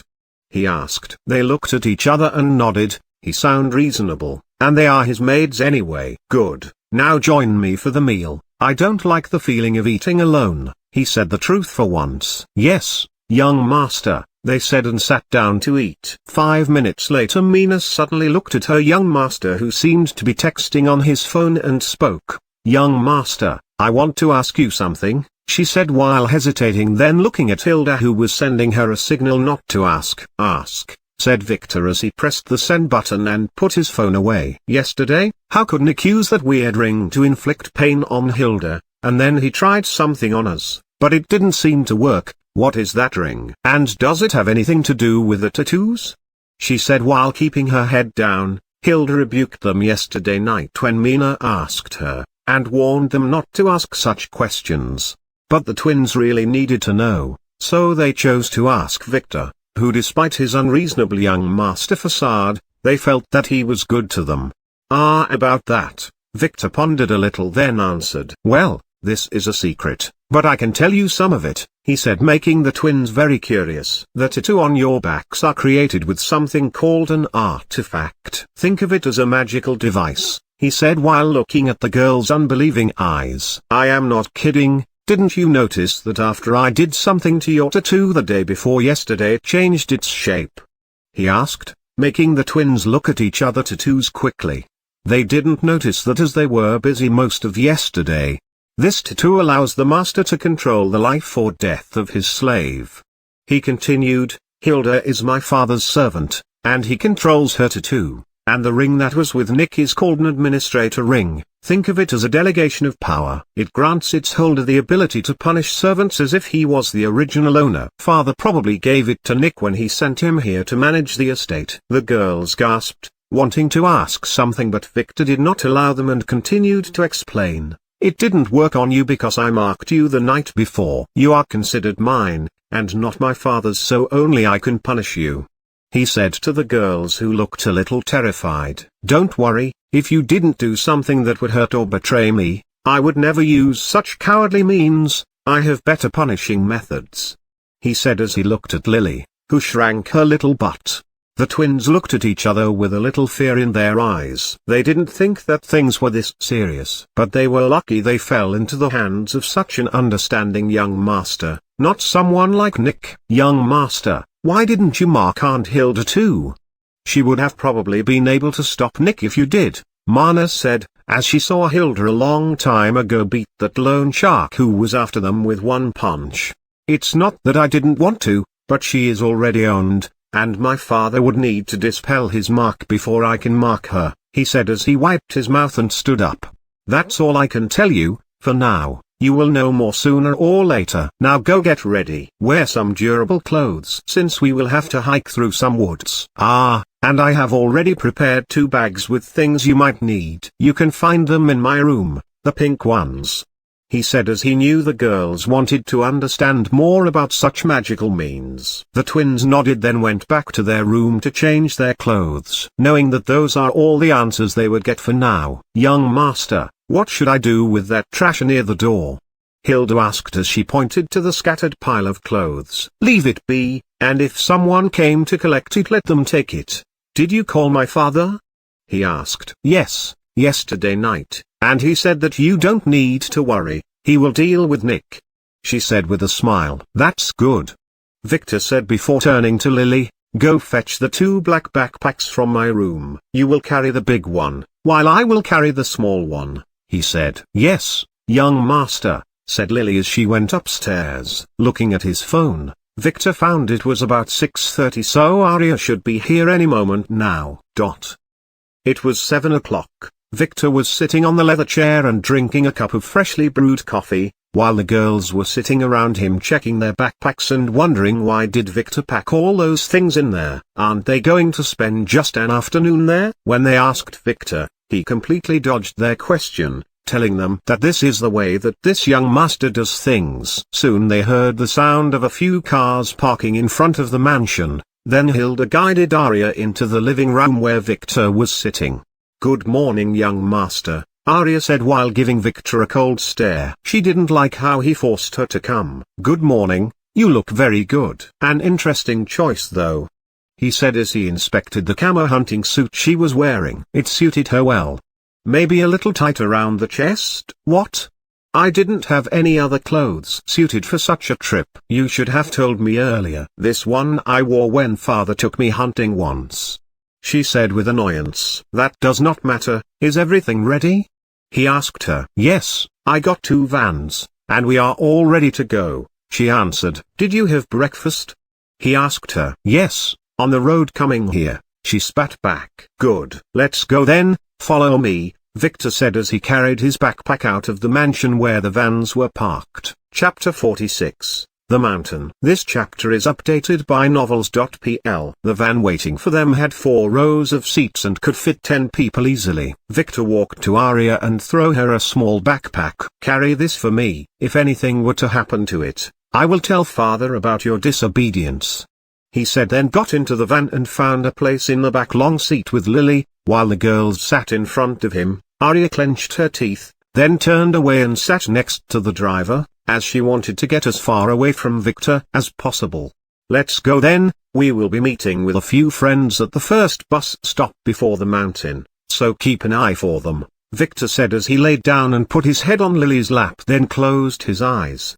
Arya looked at him with a piercing gaze, then looked at Lily, who seemed to be very happy with the situation. She seemed to be playing with Victor's hair. "This girl has already fallen," she thought as she turned her head forward and gestured to the driver to go. He was trying hard not to look at what's happening in the back. The van was on the road for 20 minutes when Victor opened his eyes and asked the twins in a soft voice so that Arya in the front would not hear him. "I didn't get the chance to ask you yesterday, what was Tom's decision? Whom did he choose?" he asked. "Ah." The twins hesitated a little and then answered. "Young master," he said. "Both," Mina said while keeping her head down. "What a pervert." "Are you sure he meant that?" he asked. "Not really, he seemed hesitant," Mina said as she was thinking about Tom. "He might be a pervert for real." "So what are you going to do? Would you both prefer to stay with me?" he asked. The girls hesitated.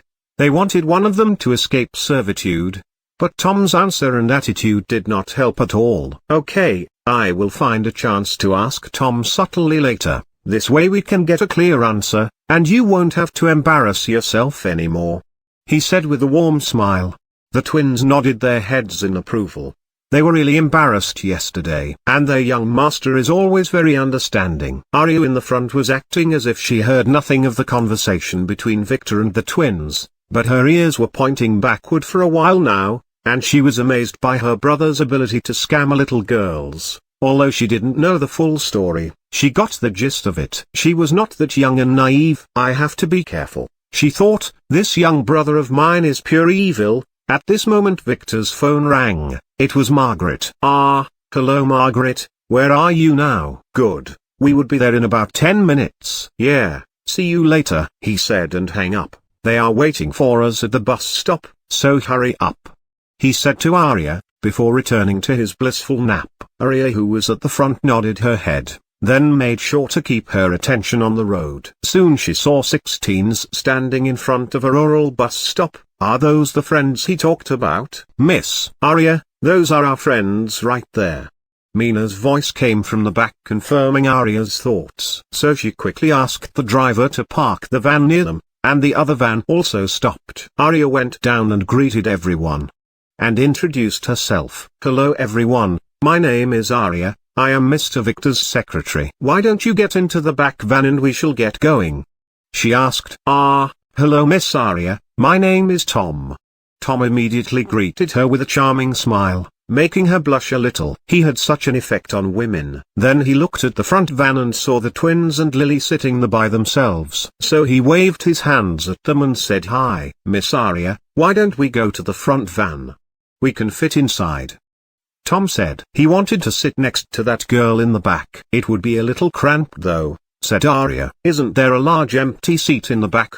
asked Peter. "Ah, Mr. Victor is currently napping there, so it is not empty," said Arya with a little blush, making Tom and the others go forward and see that Victor was indeed asleep, happily drooling on Lily's lap. "Ah, Fook that pervert," thought Tom. But he didn't give up. He became more determined not to let Victor stay alone with the girls. "It's okay.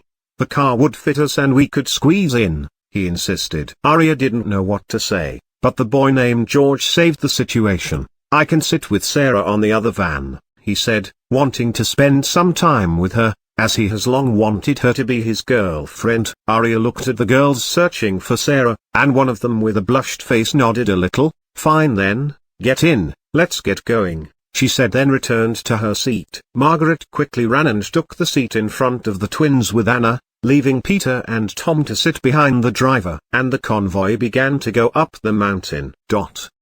"Young master, why did you request that we wear hiking clothes? You surprised me when you sent me that message," asked Margaret, who turned to the back to look at Victor.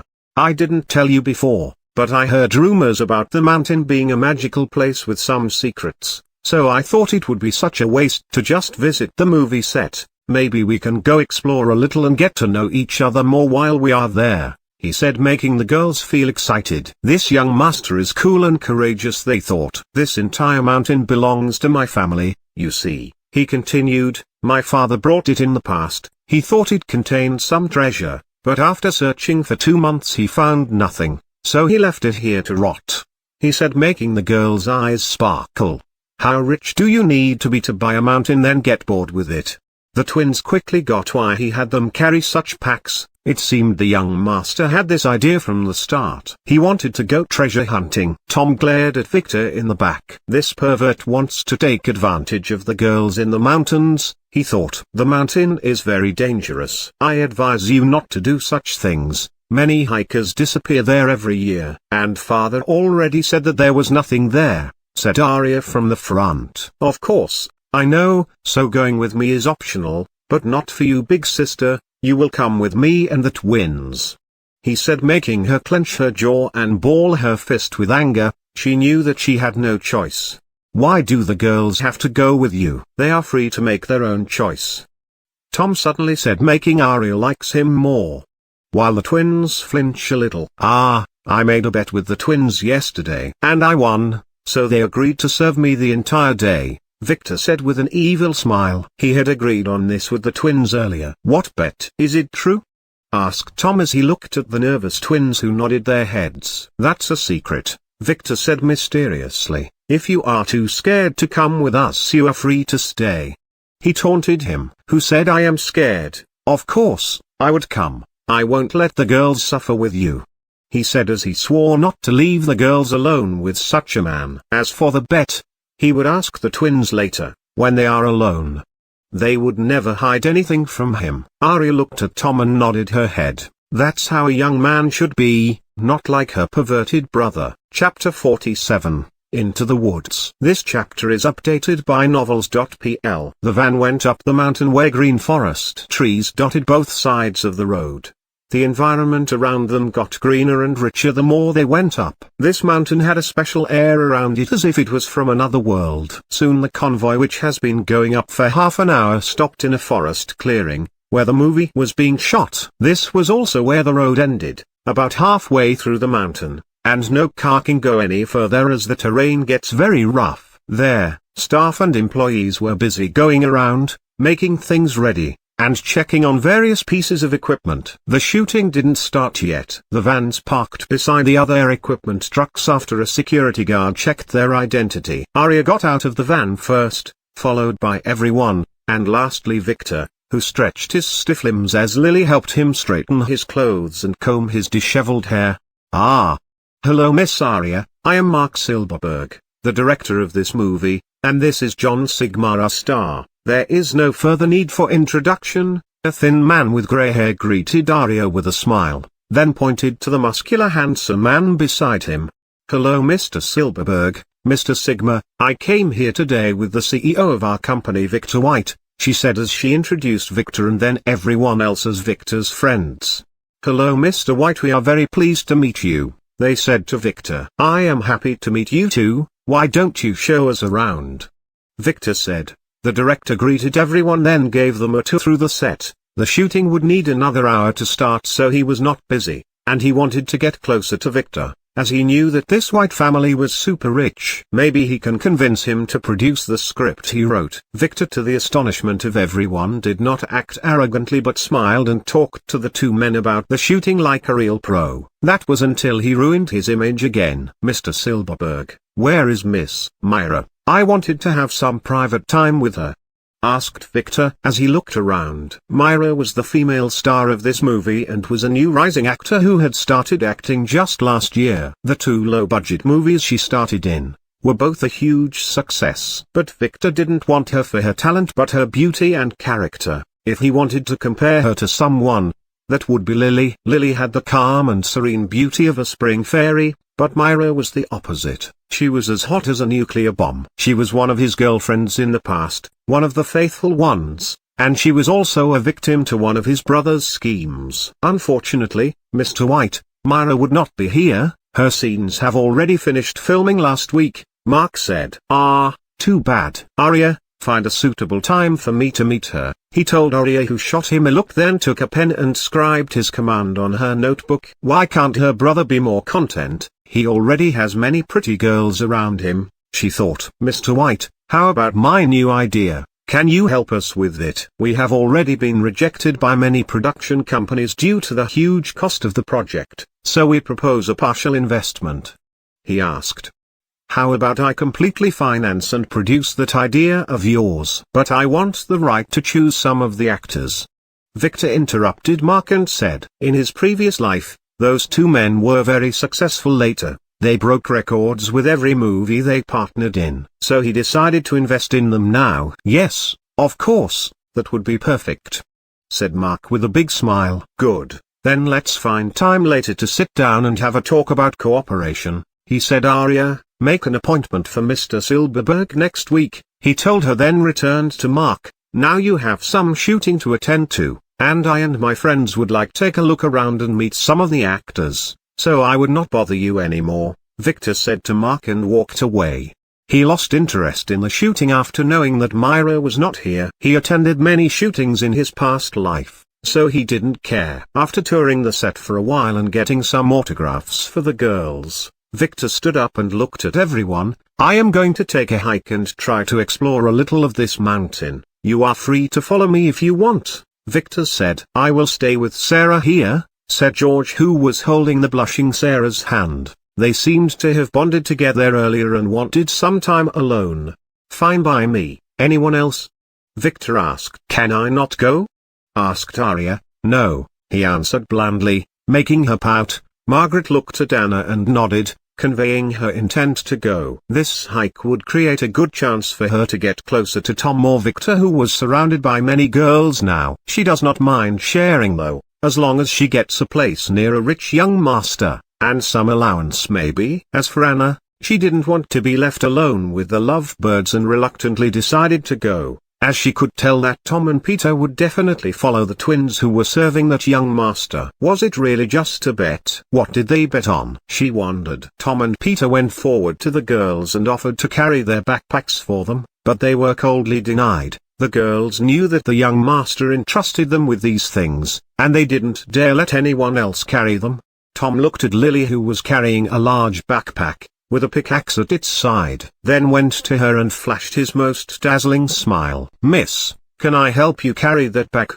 he asked. "No," she stated coldly, then turned around and began to go after her young master, who began to venture into the woods. Tom hesitated a little, then followed with the rest of his friends. He wanted to ask for her name, but he didn't know who to ask without sounding like a pervert. But he really wanted to know. Margaret looked amused as she watched Tom's repeated failures. Unlike the others, she has been keeping an eye on everyone, and she knew that Tom, although looked like a gentleman, was as possessive and lecherous as any other man. She doesn't mind though. She was not that clean, and her childhood was not a pretty one. She dated many guys, some were much older than her, and came to know that most of them are just the same, perverts in sheep clothes. But like all girls her age, she yearned for a true lover. So she decided to find some rich young master to be her husband. At the very least she would still be with a rich pervert. But first, she set her eyes on Tom, who became rich overnight. Then she met Victor, and that made her hesitant. She knew Tom from her childhood. knew him enough to read his dirty mind. He was always timid and introverted, but suddenly 1 year ago, after the summer break, he returned to school as a new person. He was more confident, charming, and most importantly rich. He said that he won the lottery, but Margaret was not that naive. She could tell that he held some secrets. Then she looked at Victor, who was leading everyone arrogantly. She only met him yesterday, but the feeling she got from him didn't match his image. He looked like an arrogant rich young master. But she had a feeling that this guy was a dangerous monster, and if she messed up with him, he would eat her whole. In addition to that, the twins seemed to be unnaturally obedient to him too. But when she looked at the way Lily looked at him, she seemed to find the feeling she was searching for, that of dependence and real trust. Maybe that guy had secrets too, who doesn't? Most importantly, he was filthy rich, far richer than Tom. "What are you looking at?" asked her Peter, who has been pestering her for a while. She didn't like this guy. He is a petty person, and unlike Victor, Peter felt more like a fake young master who was trying too hard to wear a suit that did not fit him. Although he was rich, he was an idiot, and would probably spend all his parents' fortune sooner or later. "Nothing," she said, and kept moving to catch up with the rest. She didn't want to stay alone with him. They had been walking in the woods for half an hour. The woods slowly turned from a somewhat normal mountain forest to a mythical place. The grass was still green and the trees were still tall, but the scene was different, but no one could tell why. Suddenly, Victor stopped after leading them into a very beautiful clearing filled with flowers, grass, and some boulders poking from the ground. "We will rest here," he said. They didn't know it, but Victor had reached his destination. Now he has to find a way to activate it. He left the group, who seemed to be a little tired, and began to inspect the grounds, searching for the signs he read about. "What are you doing, young Ma?" Victor asked. "Mina, don't mind me, I am just investigating this mountain. I am certain that I could uncover its big secret." That street oracle said that my luck would be at its peak today and the planets are aligning in my favor. "Just stay close," he said arrogantly as he continued to look around, making the girls shake their heads. They started to look around them too. They were amazed by this place. It looked ethereal with all the blue and white flowers blooming under the sun. If there was really a secret on this mountain, it should be here. They got tired soon and found a place to sit down and rest. After a few minutes, Tom took the opportunity when the girls were admiring the flowers and slowly approached Lily, who was standing alone watching Victor go around and pocket random rocks with a wooden stick like a maniac. "May I know, what is your name, miss?" he asked like a gentleman. "Lily," she answered without looking at him. "Ah, Miss Lily, what a beautiful name. May I inquire about your relationship with Victor? You seem very close to him," he asked with a smile. "He is into cold girls. He likes the feeling of conquering them." "I am his personal maid," she said blandly. "Ah, I see. What?" He was surprised. No wonder she allowed Victor to sleep on her lap like that. He must be molesting her. "And what is the difference between a normal maid and a personal maid? Could it be that?" No, number. It can't be. That Victor must be using some evil means to control her. Tom didn't know why he hated Victor, nor that his very existence was screaming at him. Victor was a danger. But he, who fancied himself a hero, decided that he must save this miserable girl from her horrible fate, from the clutches of this evil young master. "Don't worry, Miss Lily, I will," he tried to say but was interrupted. "Ha ha ha ha ha, I found it. Look at this. Doesn't it look like magic?" "Come look at it," yelled Victor, making everyone look at him, then go to look at what he had found. Victor was standing in front of a flat white rock, which had some foreign symbols on it. He was tapping at it with his stick in excitement. "Isn't this just some scribbles on a rock?" "Some kids have probably done it as a prank," said Peter, who poked his head from behind. But Tom, who was much more experienced and was watching carefully, saw that the symbols were changing, very slowly, like clouds in the sky of a summer day. They were definitely changing, then they began to move faster and faster as Victor continued to tap at it. Tom, who realized something, suddenly yelled, "No, stop, get away from!" But it was too late. The stone shattered as if it was made of glass, and a blue tide of light came out of it, sweeping over them and swallowing everyone in the clearing, including Arya, who was a little further away. then shrank again, leaving a blue revolving vortex where they stood before. It only took 2 seconds. Victor, who was being swept away, smiled and let the vortex swallow him as he looked at the blue shimmering screen above his head. Dungeon opened. Congratulations, you are the one who discovered and opened this dungeon. Dungeon discovering reward 1. Dungeon map 2. 10 free allocation points 3.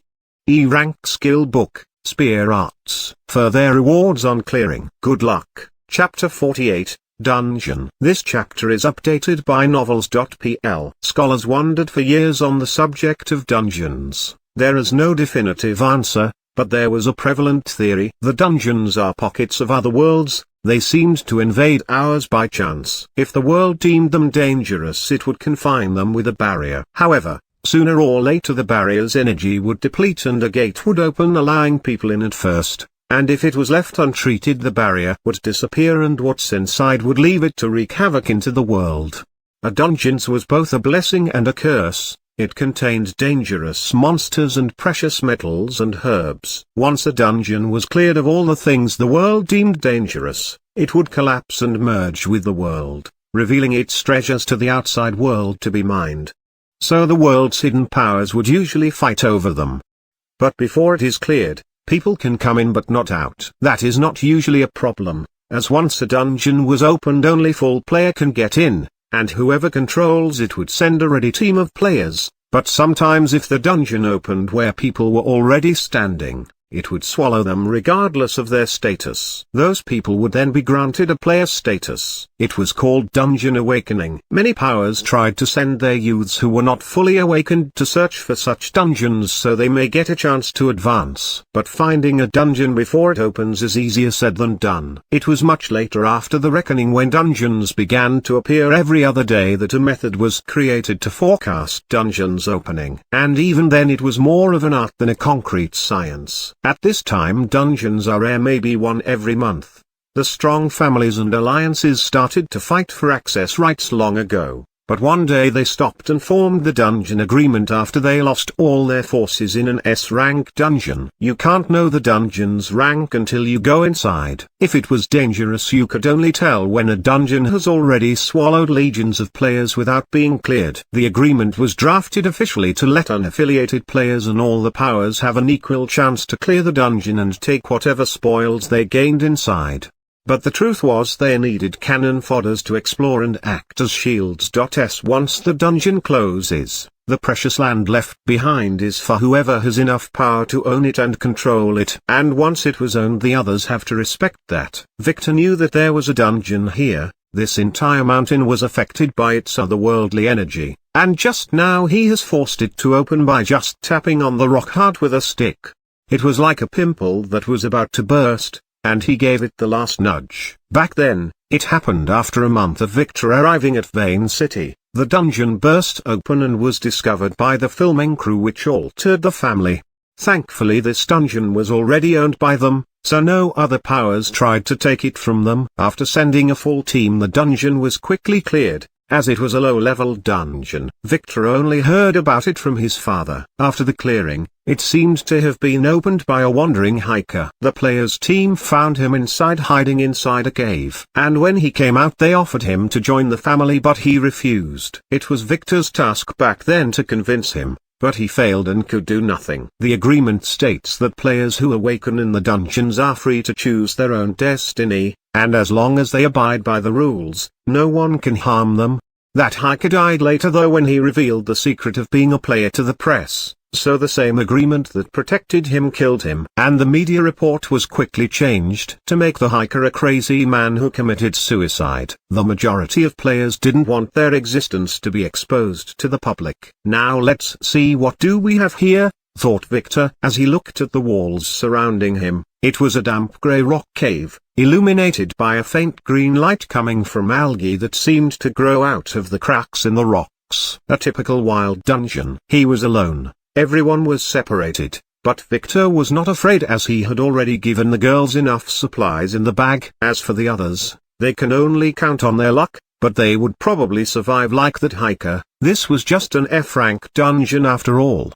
The Goblin's General Dungeon, F rank. Clear condition. kill the Goblin General. He could see this screen when he entered the dungeon, and everyone else should see this too, so they would be stuck here until that general is dead. Once he is dead, the world rules are enough to eliminate all of the other goblins, and the dungeon would be considered clear after that. There was something else. On the corner of his vision, he could see the dungeon's map all the way to the boss's room and the exit. This was a part of his reward for opening it up. He only knew the position of a handful of other dungeons, but they are not ready to be opened yet. One of them is an S rank. There were some dots, some red and some blue on the map, which seemed to update every minute. He was a blue dot, so he knew that the red ones are the goblins while the blue ones were humans. There seemed to be only 2 secluded blue dots. The others has formed 2 groups and were staying in their positions, probably assessing the situation. There were no goblins near them, so they should be safe for now.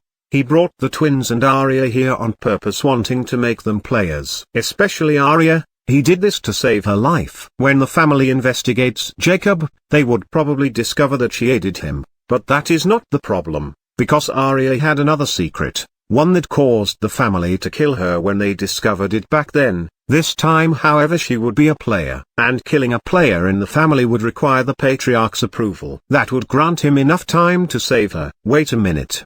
He told himself, why are the 10 blue dots? The only ones inside the dungeon should be him, Lily, Arya, the twins, Tom, Peter, Anne, and Margaret. Those are 9. That dot was the closest to him and moving in his direction, so he decided to investigate it. If it was any of the girls, he would be able to help. He activated his disguise skill, hiding his presence, and walked towards the dot. It took him 1 hour of walking in the maze-like dungeon to see the shadow of a man dressed in black. This was not someone he knew. He wore a black mask and seemed to be a player, so Victor appraised him. Name, Olaf. Level, 31. Abnormal status, slave. Weak class, spy. Authority, 4. Strength, 33. Intelligence, 32. Agility, 50. Luck, 13. Charm, 8. Order, 11. Skills, Shadow Cloak, A. Critical Dagger, B. Follow Trace, E. Hide Presence, F. If Victor didn't see him on the map, he might not have discovered him. That Shadow Cloak skill was similar to Lily's. It only works if you didn't know you were there. He observed the man for a few moments, and from his movements art, he could tell that he belonged to his family. But was he sent by his father or the other factions? Does it matter? Number. Victor didn't like to be spied on. This guy must have followed him from the mansion, and that meant he had a car, and maybe a partner, but only this guy entered the dungeon with them. Victor showed no hesitation as he took out a dagger he bought yesterday and approached the unsuspecting man. It was as easy as slaying a chicken. The man felt something was wrong. He felt a strange airflow against his skin. He was not alone here. He should be careful. His enemy. He didn't continue that thought. He just felt a cold sensation in his throat and he stopped breathing the next moment. Victor quickly inspected the corpse's back, searching for the family's tattoo, and there it was. A tattoo of 2 daggers over a round shield with a lion's face. This is defiantly not his father's. It was them. They must have sent him to see what happened with Nick, and maybe to gather some incriminating evidence.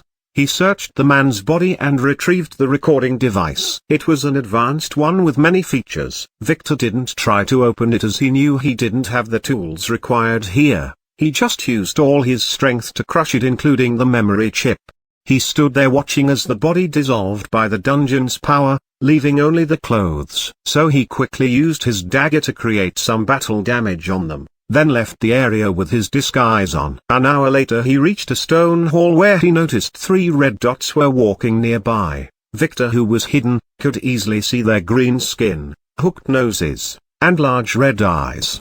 They were goblins, one of the weakest sentential monsters. They wore makeshift armor made of some kind of leather. 2 of them had stone knives while the last one had a wooden bow and arrows. He has dealt with those a lot in the past, and he knew their weaknesses. Their defense was that of a human child, but their attacks were deadly.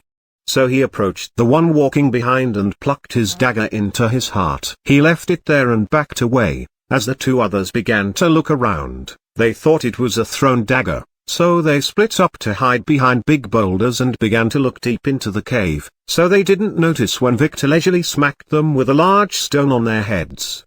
It only took him a minute to kill one and knock out the two others. With his disguise, a low-leveled goblin that didn't have no attacks would not discover him, so he had no rivals here. Looking at the unconscious goblin at his feet, he smiled as he took out the ring of the minor masters he stole from Nick. That idiot used it on humans, but its unique power is that it allows a player to not only enslave a target but also communicate with it. So you would be able to use it on any sentient being, including goblins. Now he had all the tools he needed and can concentrate on his master plan, dealing with Tom. He smiled as he reached out for his backpack. Where did he put that pickaxe again? Cheat. He forgot it with Lily. Chapter 49, Awakening. This chapter is updated by novels.pl. Arya could feel the hard rock floor under her body when she regained her consciousness. She heard the sound of someone arguing, so she opened her eyes and looked around.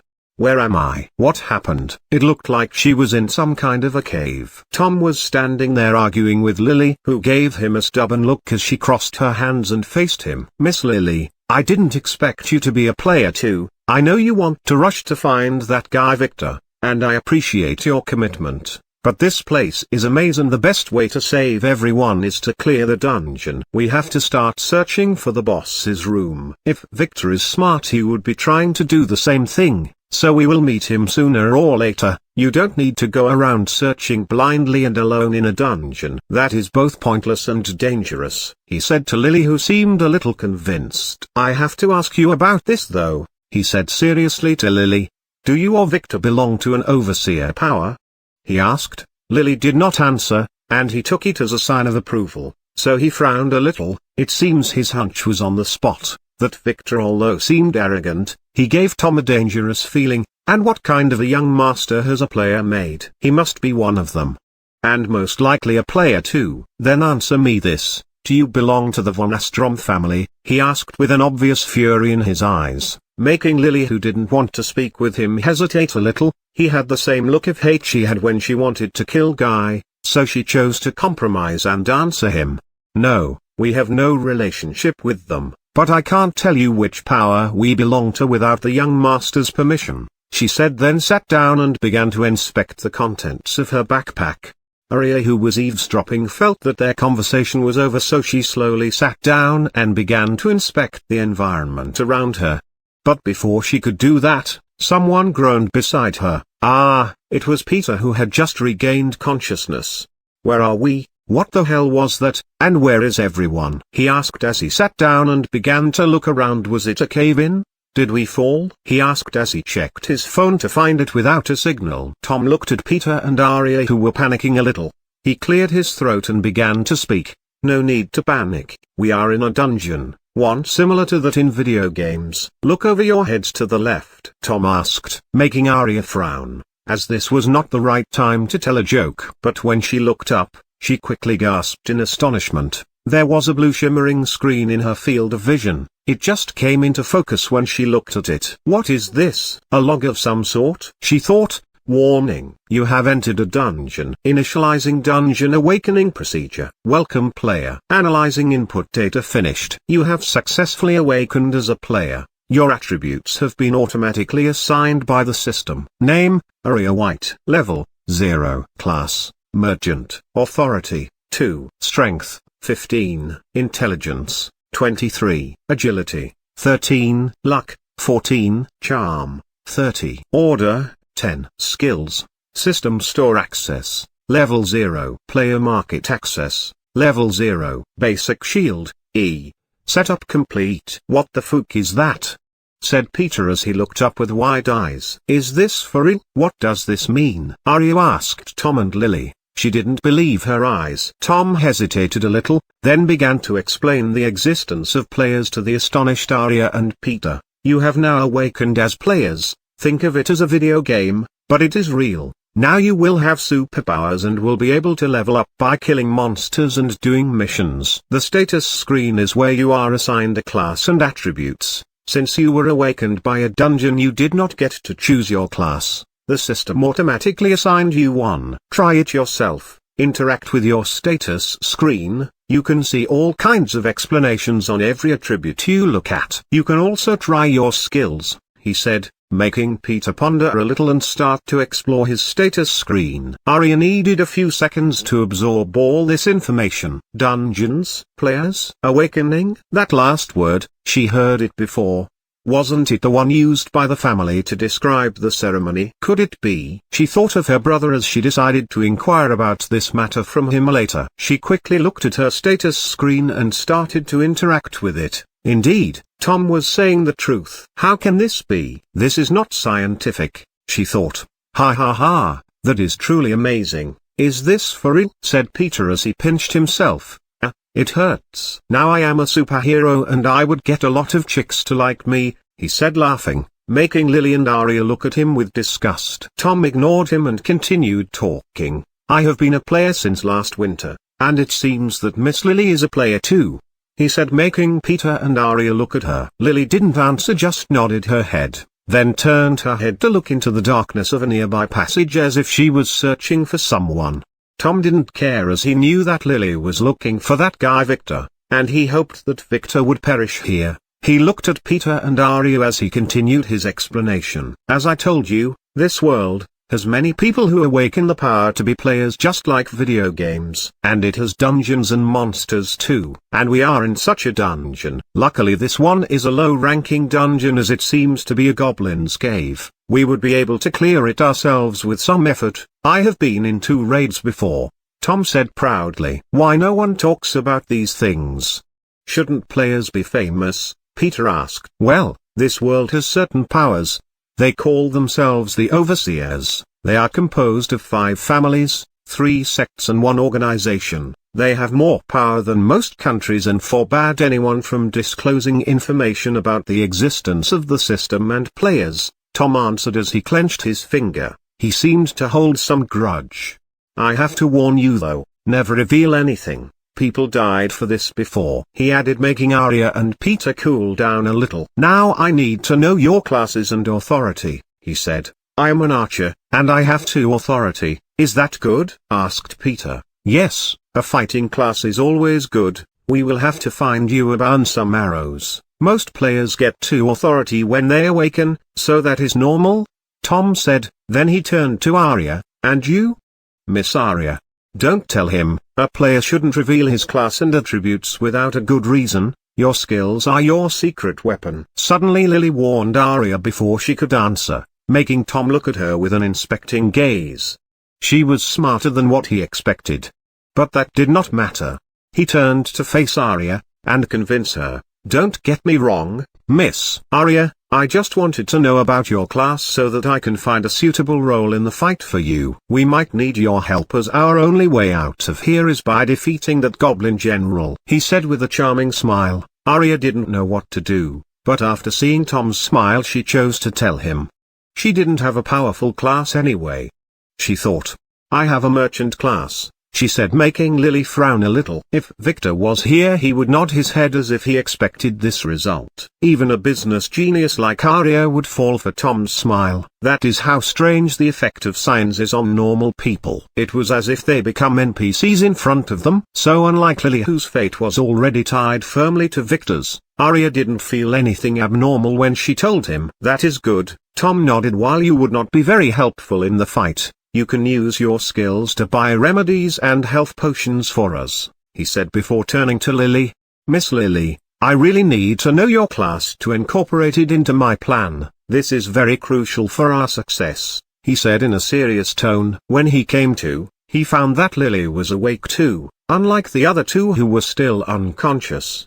He knew that they were being awakened as players. When did she awaken and what are her powers? He really wanted to know. He has pretty much confirmed that she belonged to some power, but that won't stop him. He will get her sooner or later, he thought as he looked at her.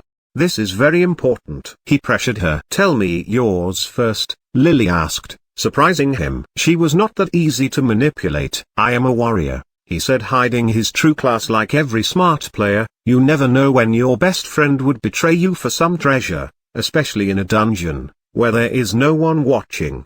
Ah, me too, I am a dagger warrior, said Lily as she took out a black dagger from her bag, acting as if she was a warrior like him. Tom looked at her but said nothing. He didn't know if she was telling the truth or not. But during the coming fights, everything would become clear. "Where do we go now?" asked Peter as he looked at the branching tunnels surrounding them. "Nowhere. We should check our equipment and our status first. We don't know how long we would be staying here or when we would get a chance to rest again. Do you have anything useful?" he asked. Peter shook his head and looked at Arya and Lily, who were carrying big backpacks. "What about you?" he asked Arya, who seemed far friendlier than Lily, who was still hiding her mouth behind that semi-transparent veil and was giving Tom and Peter some cold stares. Arya wanted to answer but she didn't know what was in it. This bag was given to her by Victor, who didn't explain anything. So she quickly opened the bag and inspected its inside. It was full of food bars and some water bottles. But upon further searching, she found that it had a rolled sleeping bag in the bottom, and a medical kit too. Arya was surprised. Why did her brother pack these things? Did he anticipate such a situation, or was he planning to go on a camping trip? "I have a sleeping bag, some food, and a medical kit," she said. Tom nodded his head. It was not unheard of to bring such things when hiking in the wild. Then he turned to Lily. "What about you, Miss Lily?" "The same as Arya's," she answered without even looking. "Why is there a pickaxe poking from your bag then?" asked Peter. "Private matters," she answered, but sounded unconvinced. "Did you or Victor know about this dungeon?" Arya suddenly asked her. She had to know. Did her brother bring them here on purpose? Why would he bring a pickaxe if he just went hiking? "It can't be," Tom said. "A dungeon can't be found before its opening. Maybe Victor heard some rumors about the mountain like we didn't wanted to try his luck," he said. "And he turned out to be quite lucky," he thought silently. "But that pickaxe," said Peter. "It's useless here. He probably wanted to dig for some treasure," said Tom as he stretched his hand to Lily. "Can I borrow it?" he asked. Lily hesitated for a second but then gave it to him. She also wanted to know if this thing would work here and if the young master brought them here on purpose. Tom took the pickaxe and began to hit a nearby wall with it. At first, a lot of rocks were smashed under his inhuman strength, but after digging for 2 minutes it began to produce yellow sparks when it impacted the rocks and it failed to make a dent in them. All the dungeon's walls are protected by the world rules, so after digging for a while you will reach a limit, which can't be dug before the dungeon is cleared," he said as he returned the pickaxe back to Lily, deliberately touching her little hand in the process. She shot him a warning glare as she quickly retracted her pretty hand, and carefully returned the pickaxe to the backpack. Then a handkerchief to wipe her hand. Tom did not mind but smiled a little. Girls her kind needs a lot of time to conquer, he thought, not knowing that Victor conquered her in 3 seconds. "After a little rest we will start searching the dungeon. The boss here is the Goblin General. He should be in a goblin settlement. So we just have to find some of them and follow their trails. They would probably leave some tracks," Tom said as he looked into the dim tunnel in front of him, wondering what kind of rewards he would get for clearing this dungeon. Chapter 50, First Kiss. This chapter is updated by novels.pl. Akaki. The chapter's numbering was edited. New small chapter 42 was added. Enjoy. Lily looked at the goblin which was unsuspectingly approaching her. She got her dagger ready and held her breath. Shadow cloak skill hid her body but not her sound, and in these silent caves, any small noise would get you discovered. As the goblin approached her, she could see his ugly look and sharp fangs in the dim light. Now or never, she told herself when the goblin passed by her. She pounced at him and struck him in the neck where Tom told her the goblin's main artery should be. She used her penetrating dagger skill so that she would cut through the goblin's thick skin easily. The goblin didn't make a sound as its red eyes dimmed slowly. It was dead. Lily watched it as it turned into dust, leaving a stone dagger and a small red gem, which she quickly collected. According to Tom, these gems are used to create medicine and fix artifacts. They can be sold to merchants for a good profit. Her young master was a merchant too, so he would probably like these things, she thought before frowning as she remembered him. They have been in here for 24 hours already, and she did not find a trace of him. Is he doing fine? Does he need any help? She wanted to venture alone and find him, but she knew that such actions would be stupid. Her group was now resting in a chamber with a single entrance. Tom called it a safe area. It was easy to defend and hard to attack. She was tasked with guarding the entrance of the tunnel for the next 2 hours while they rested. She can't leave them. While she could easily get rid of lonely goblins, and 2 goblins won't be hard, however, any more than that would be dangerous. They have encountered groups of 5 goblins yesterday, but thanks to Tom's instructions they were able to safely get rid of them. He also taught Arya and Peter how to fight and defend themselves. Tom is not that bad after all. She whispered her thoughts. She quickly shook her head. Why was she thinking about Tom? Her young master was the only one in her heart. What was that? She thought as she saw a shadow approaching her from the dark. She activated her area inspection skill as she got her dagger ready. It was a strange monster. It had the structure and height of a man, but it had a black face. White disheveled hair and grey muddy rags covered its body. And the way it walked was very arrogant, as if the dungeon was its own playground. Just like the way her young master would walk. What? You don't recognize your young master anymore? The monster asked, mimicking her young master's voice. Wait, isn't that the young master? She thought. Ah, young master. Lily screamed and ran into Victor's arms, and put her head into his chest so that he could embrace her tightly. I was very worried about you, young master, but I couldn't leave and search for you, she said as tears began to fall from her eyes. I am fine, I just had some things to do, he said as he patted her head. What happened to you? Young master, why are you covered with all this dust and mud? She asked him as she inspected his body. That's a long story, and I don't need your companions to discover my existence, so keep your voice down, he said, dodging her question as he checked the map to make sure that they were still in their place.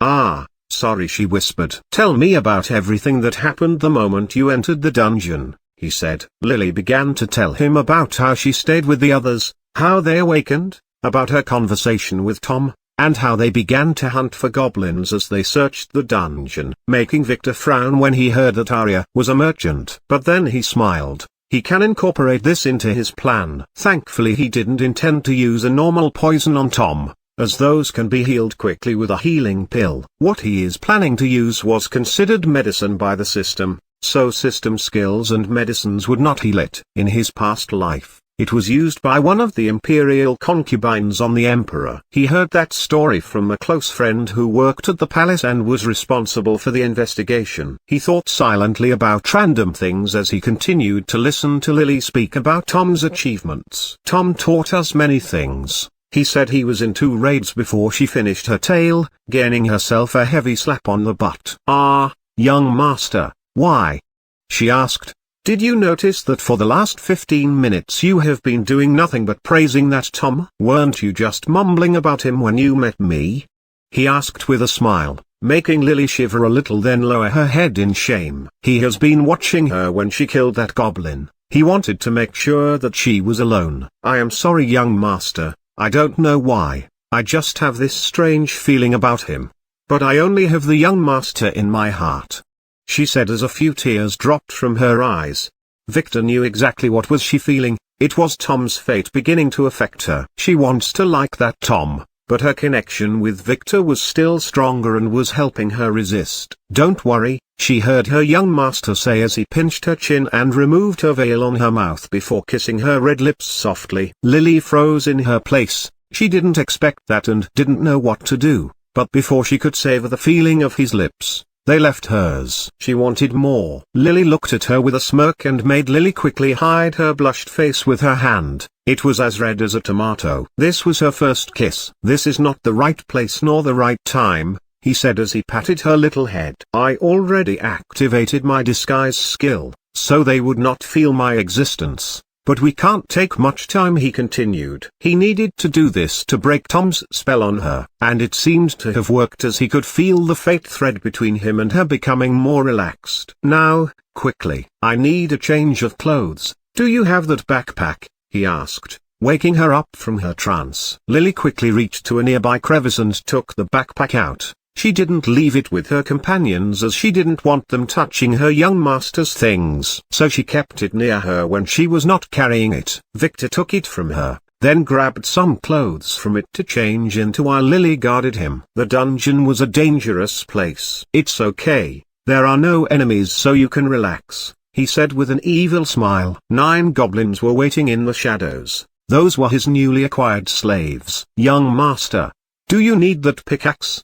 she asked him. "No, not anymore," he said as he remembered the suffering he had to go through to achieve his goal. He did have the goblins to assist though. "Now listen carefully, I need your help for the next plan," he said as he packed the dirty clothes in the bag. "After about 2 hours, a herd of goblins will attack you. Just stay near Arya and protect her, and make sure not to kill any of them until Tom is injured. You can attack and kill them all after that," he said. He would not be needing those guys anymore. "The young master plans to kill Tom?" Lily asked nervously. "Tom has helped her a lot. She didn't want him to die." "No, he will live, and he will leave this dungeon without a speck of dust. It is just a little punishment for hitting on you," he said as he closed the bag and stood up. He felt the urgent need to get rid of that Tom. His effect on Lily was very strong. "I will not travel with you, as I have to find the twins and guide them. They don't have a mentor like Tom." "I will meet you at the boss's room," he said as he patted Lily's hair. She grabbed the corner of his shirt with her little hand. She didn't want to be separated from her young Aster again. "Don't worry, I am stronger than you, and I will be fine. Just keep everything about our meeting a secret and act natural. You guys would need another day to reach the Goblin General, so make sure to rest well. No goblins will approach this area until the attack. And don't worry about me, I will be spending my times with the girls and they will pamper me well," he said with an evil smile. "One of your companions seemed to be coming, so quickly put your veil on. I need to hide. See you tomorrow," he said as he quickly disappeared in the darkness before Lily could say anything. He was intentionally flaming her jealousy so that she would keep thinking about him and not pay attention to Tom. Soon footsteps could be heard, and Peter, who woke up to pee, passed by Lily, who was watching Victor's disappearing shadow in the darkness. "Miss Lily, sorry to disturb you, but it's nature's call," he said. She didn't answer, just kicked his ass, sending him face down into the dirt. "You stay and guard here. I will go get some sleep," she said as she grabbed her backpack and headed towards the safe area, leaving Peter wondering, how did I upset her? He thought, not knowing that he had just ruined a young maiden's secret affair.